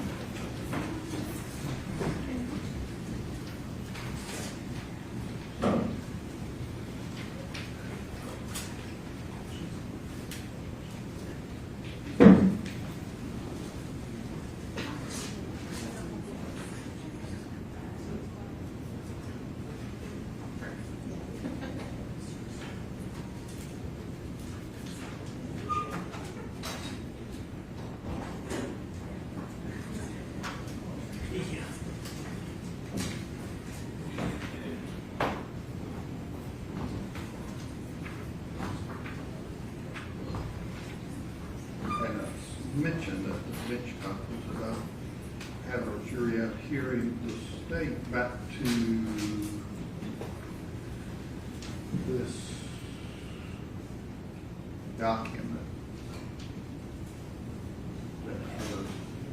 Well, let me ask this. Is Dr. Larkin out there?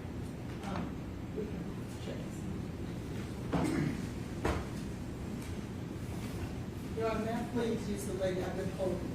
Okay. All right, we'll take 10 minutes and then we'll hear briefly from her. Go to the 2-minute recess.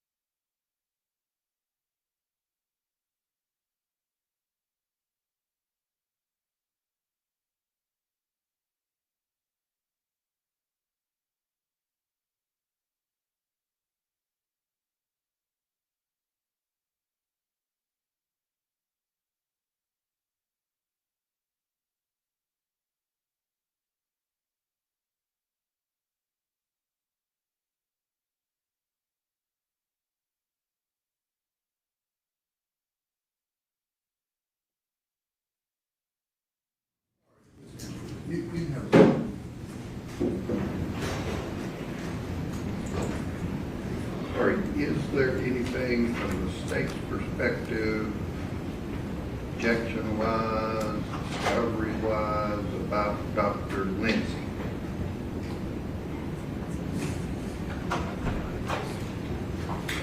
That's But we the, have absolutely no idea what Dr. Lindsay intends to say because we have some handwritten notes that says Right. red talk tube and some And- articles. she's being called for what purpose, Ms. Holland? She is a toxicologist who sent over a summary as requested to the state regarding what her subject matter would be. She is going to testify to the levels of concentration of cocaine, cocaethylene, and fentanyl in the samples of blood and urine of Jay. She's going to be able to testify to an amount of cocaine that was taken? She's going to be able to opine on the amounts that are listed on the toxicology reports and the litigation papers. Okay, in terms of whether that they are numbers that you actually rely upon. Correct. Okay. So She'll be she's gonna be opining about what you asked Dr.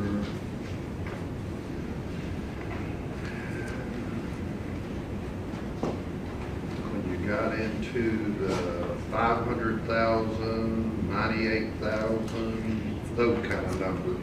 No, I didn't. No, I'm not talking about you, I'm talking about the state. Judge, I'm sorry, I have the same standing objection that she shouldn't be talking about any work order that is not entered into evidence. And we don't Okay, plan that- to. That's fine, I don't think they're doing that. So, and then on Dr. Larkin, you now have this document, right? Yes, so I'm asking the state. Yes, sir. The report that we got today? Right. Yes. So, is it the state's opinion that I can exclude Dr. Larkin from testifying because you just today got this document? Yes, Your Honor. Based on what? On the prior motions that we filed last year, we have had, zero notice. She's typed a report, she's trying to opine as to the cause of death, and we have had no notice. Reciprocal discovery as well, Well, that's Your what- Honor was specific with them that if an expert was going to have a report, it had to be provided to the state pre-trial. that, Okay. that is not a report. I did not get it until today. The court asked us to Okay. reach out to. Where our is Dr. experts. Larkin? She's right here. Let her step up.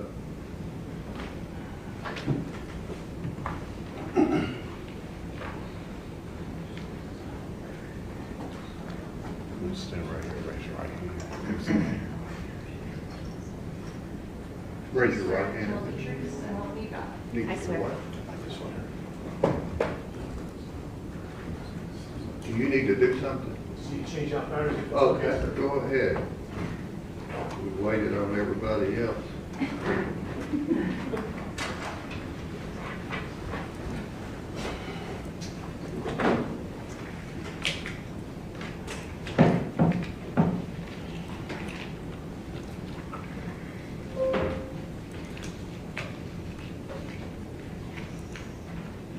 Thank you.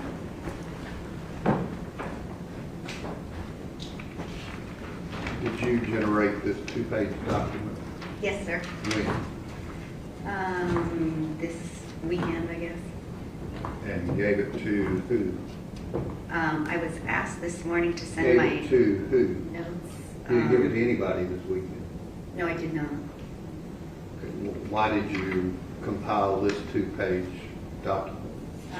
That is the way that I approach when I'm going to do something like this. In my Why mind, I wait need till to. the last minute? Yes, sir. Why is that? Because I'm going through what I put together over time, and when it gets closer to me going to testify, I want to make sure that I clearly and concisely put my points. I was an engineer before I was a doctor, and Okay, that's how I so approach the when did problem. you send this to anybody? This morning I was asked for notes, and so those are the notes that I have. So I sent those when I was at the airport this morning, about 10:30 maybe, and I sent that to Letitia and her team. Okay. Any questions from the state? Dr. Larkin, how long have you been working on this? That was just very quickly putting that together. No, she didn't ask that. You're talking about the case? Right, how long you said that you just at the end put your analysis together that you've been working on. How long have you been working on your analysis? I think I got asked to, I think when originally they were in Nashville a few months ago, I was told about the case, and then more recently I've done work on reviewing all the records, and that's probably within the past month or two. I don't know for sure, but more recent. It hasn't been years or anything. Okay, so maximum 2 months, maybe a month, you've been reviewing records related to this case? Approximately. I don't know exactly when I started. I'd have to look at when I started getting some information, but Do you have documentation about that with you? I don't have it on me. I could find that out, but it's been several months. Okay. I would say on the outset, if you want a number, maybe, several months, something like that. Well, you said 1 to 2, and now you're up to several. Which one is it? Yeah, I'm gonna object to this line of Okay. questioning. If this Is there something in your phone or something you have today that you could tell us? Look up and tell us. I can tell you. Okay, yes. We reached out to her prior to the last trial. She was not officially retained at That that was in time. January. Yes, it was. Okay. However, she did not start actually digging into the trial until probably maybe 2 to 3 months ago, before she got everything that she needed. Okay, what other questions do you have? Did you take notes along the way? No, I don't. I mean, I guess I put the notes into there. I don't have any other notes that I've taken, if that's what you're asking. So no other notes, and you put that together this morning? She No, said ma'am. this weekend, last weekend. Yes. Last weekend, but you didn't send it to anyone? I did not until today. Were you instructed to not type up a No, report? I object. I object to that line of questioning because what I tell my expert is confidential from Mr. Taylor and his constitutional rights. She Do you does have not. any other questions other than that? Not at this time, Your Honor. All right. All right, thank you. Thank you, sir. Have a seat.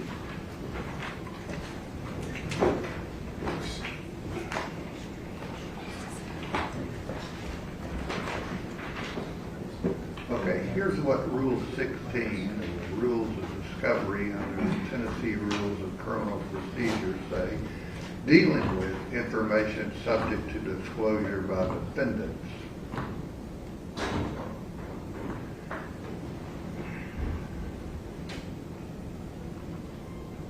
Inspect and copy or photograph books, papers, documents, photographs, tangible objects, or copies or portions of these, if within the defendant's possession, intends to introduce them.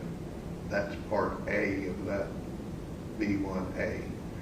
In terms of our discussion about what a report is, that's under B where it says reports of examinations and tests.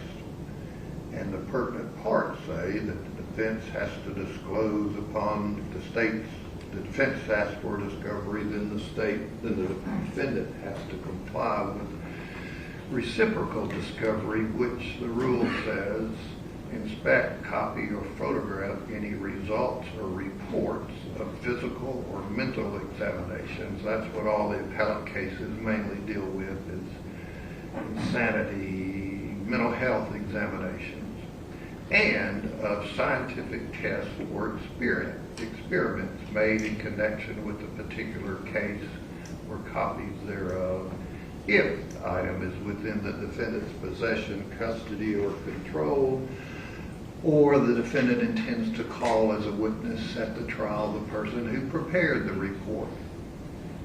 So, does this document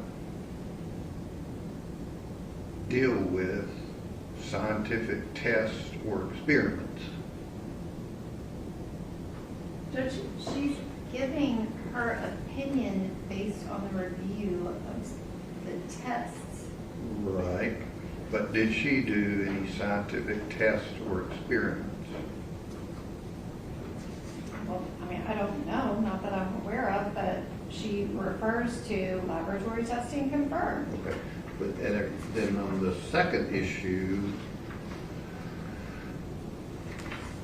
if it should have been disclosed, it didn't exist till this weekend, which this is, what is this, Tuesday? So the state could have gotten it 48 hours earlier. So we get to the bottom line of, if there's a failure to comply with the request, the court may order that the party to permit the discovery inspection. It's already untimely for that. Grant a continuance, prohibit the party from introducing the undisclosed evidence, or enter such other order as it deems just under the circumstances. So, if, I hadn't finished yet. If there is, I'm not sure there's a violation of Rule 16, but if there's a 48-hour violation,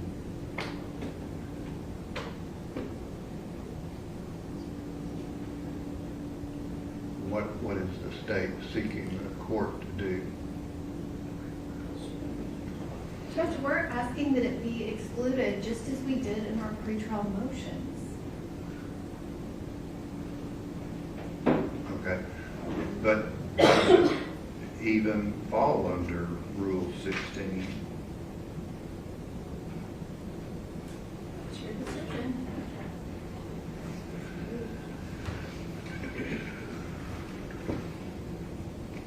Did you carry her? I did. How do I turn over something that I don't know exists? There's an email at 10:53. So it's not a report. She has done no scientific testing. She has done nothing of the sort. She made notes for herself to prepare to testify. The court tells us, reach out to our people, find out if they have notes. Today is Monday.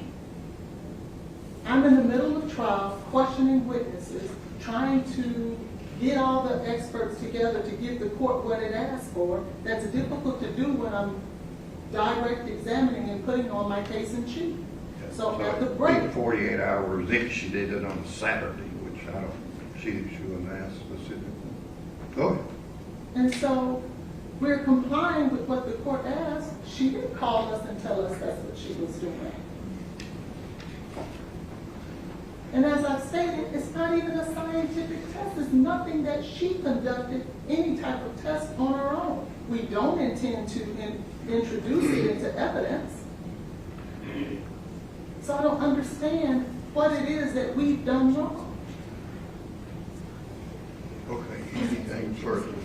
Judge, I have a secondary objection, Okay. depending on if you are going to allow it. All right.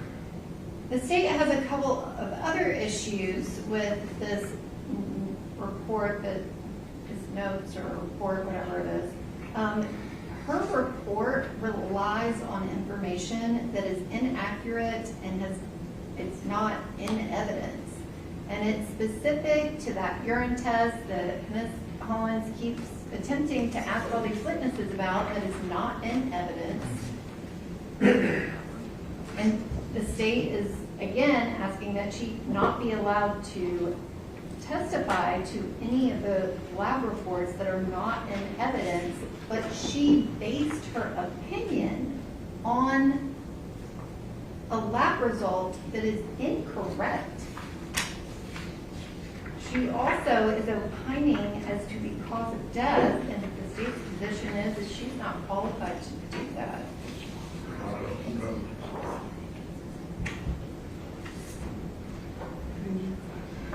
Said she's an ER doctor. Where are you referencing a specific date about a urine screen? So on her handwritten notes, it's kind of, Oh, I don't have, Oh, oh, I'm who are sorry. you referencing? so Dr. Lindsay? Dr. Lindsay references that drug sample, and then Dr. Larkin, I believe, also references the urine sample. Right, it's on the bottom of page Fentanyl 2. was detected in a urine specimen that was collected before fentanyl was administered in the emergency department. Is that what you referenced? Yes. And then it says, therefore, the fentanyl identified in the specimen could not have originated from the hospital treatment. And instead, it indicates fentanyl exposure before her arrival at the hospital. And then she goes on in the third page, in the second paragraph, to talk about the opioid epidemic that has spread. Yeah, I mean, I'm not gonna let her testify about that. What about is that next to last and last sentence on page 2 accurate, Ms. Sullivan? I believe that that is a question for the trier of fact.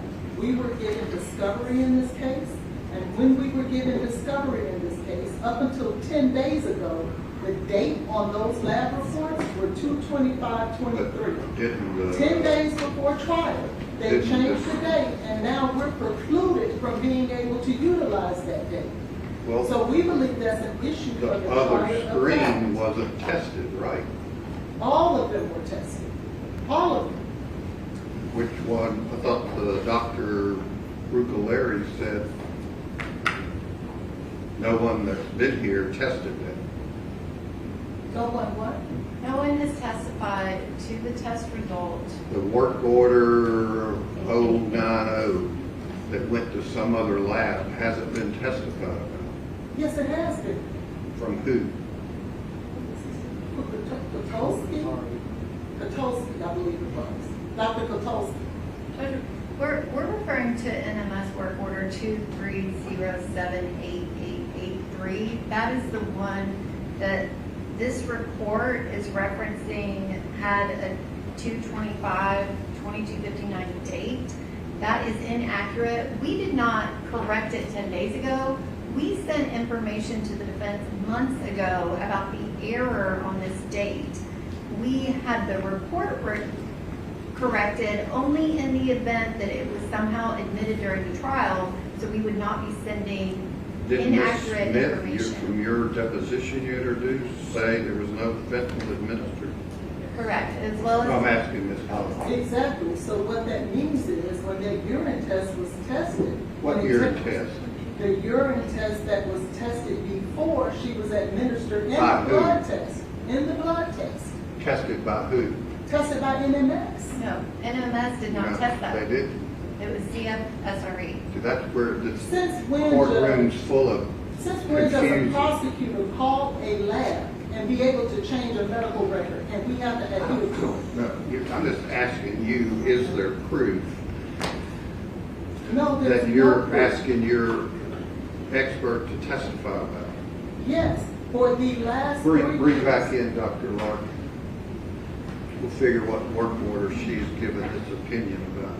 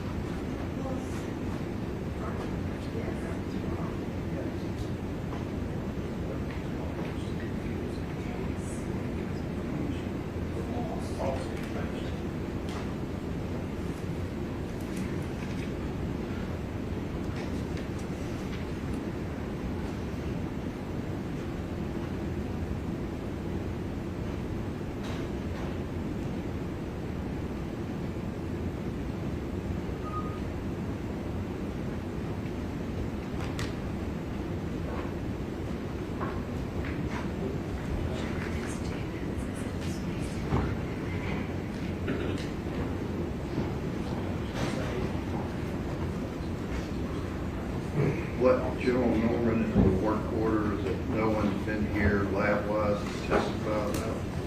NMS 23078. 230. 78883.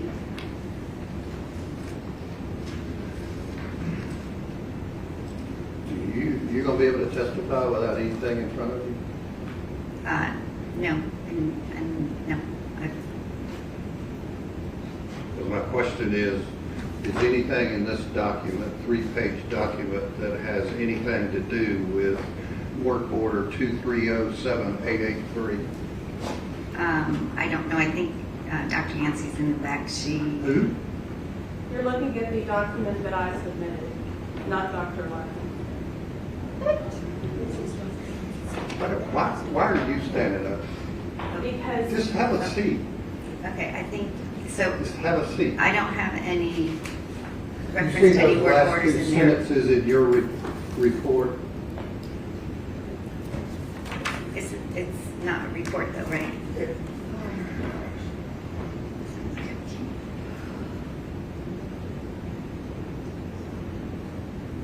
Yes, I see that. Where did you get that information from? From the toxicology records that I looked at. From who? What lab? I would have to look. I can't remember. These are just notes that I have. How are you going to testify? What are you going to use to find that out? We will put those up when We put will. up the notes. I can ask to have that She's put speaking up. about me. What? So you have no clue where you got that information? I got them from I have all the toxicology reports, and I have summaries. I would have to look exactly where it came from. Okay. If this were a report, it would actually have reference to that. Okay, well, tell me where that information came from. I would have to have the reports Do and that. pull it up. Where is it? Is it the same report you asked about earlier, or this Well, I one? can share this with you. What I plan to testify or have her testify about is Where is the I'm report? alleviating your issue. You're not asking her about those last two I'm not. sentences? Oh, you said earlier you were. No, I didn't. No, sir.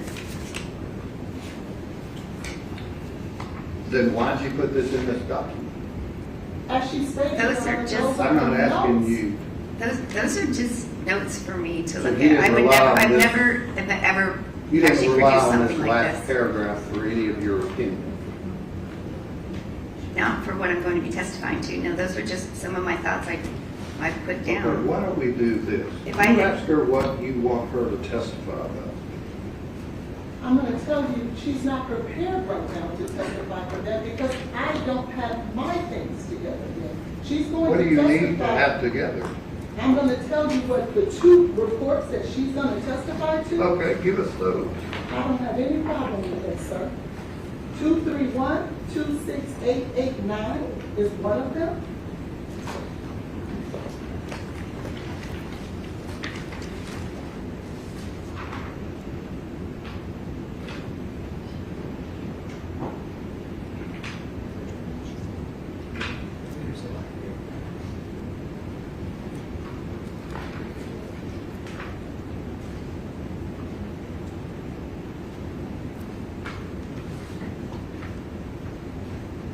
And then 231-29285.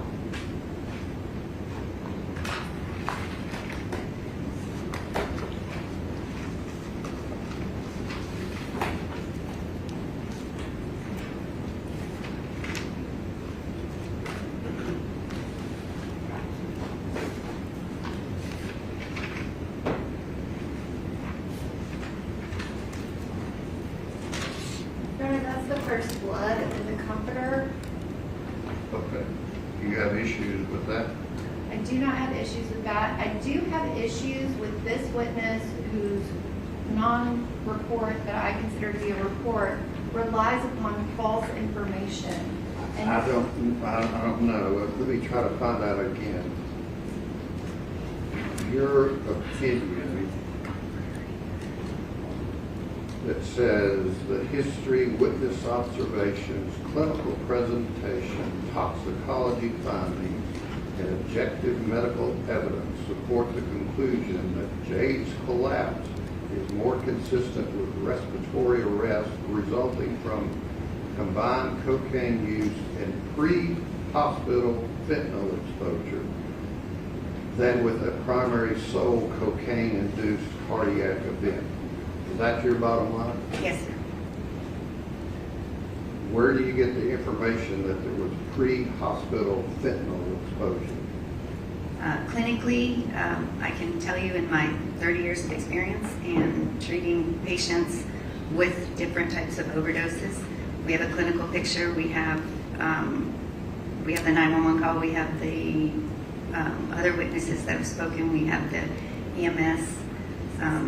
You're talking about the sleepy, awake, talking, doesn't feel right, that kind of Yes, stuff. and then and the two reports that we'll be talking about on the comforter. Nothing about the comforter. So the, Yeah, unfortunately, it wasn't tested for and everything. what was it tested for? She's not privy to it because I haven't had the opportunity to meet with her, which I had planned to do tonight. What The was it state- tested for? Not everything fentanyl was not necessarily tested for On what? in the urine that's no longer done at 225. But that's what I'm asking. You said you included your toxicology findings in making that opinion. Your Honor, what is unfair is she's telling you that those are notes. Those are not her lasting opinions. That is not a report. So you're trying to commit her to something that she never intended to be that. So that's unfair to ask her for that. She has stated as a medical professional doctor. Why Those are did you her include that paragraph? notes.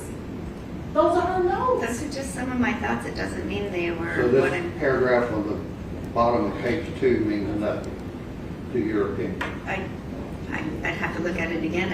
I just made some notes and I probably put,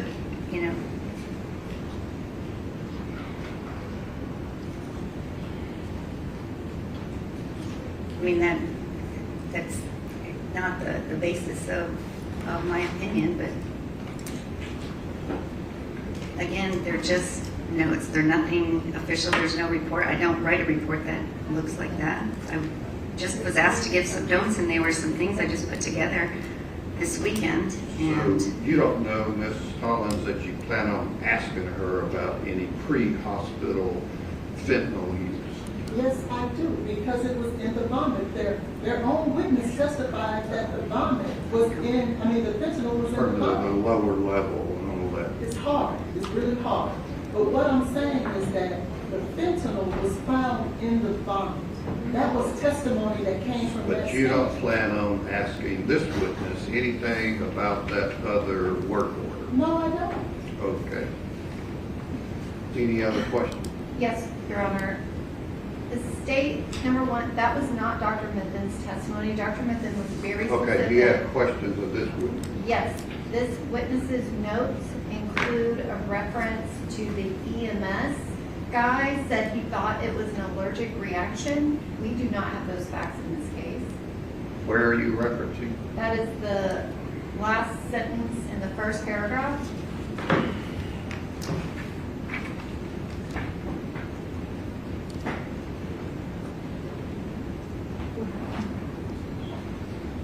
Our EMS witnesses said the exact opposite. Well, here's what I can't do. And again, if she testifies tomorrow in front of the jury on inaccurate information, then again, you have the Perry Mason moment and say, everything you've said, if it's based on inaccuracy, would be inaccurate. But she may not be asked that, so I don't know. So we'll have to wait and see what she's asked, and go from there. Anything else? Your Honor, may I ask that Dr. Carney be able to watch her testimony if she testifies tomorrow Sure. remotely so that she doesn't have to be down here because she's been here all Oh, I afternoon? get that, but it's important. She's willing to do that. We try like we did the direct link. I don't know what happened there. I think he said he resolved it, right? Sir, you will have latency like she did today. It all depends on their Yeah. bandwidth. Just get with that gentleman and provide that link to Dr. Carney. Is she gonna be out of town or something? I don't know, it's just, you know, that She's she has welcome a to job be to do here. because she does autopsies. Well, she's employed by Davidson County. If you think she needs to be here, then have her here. All right, thank you. Thank you.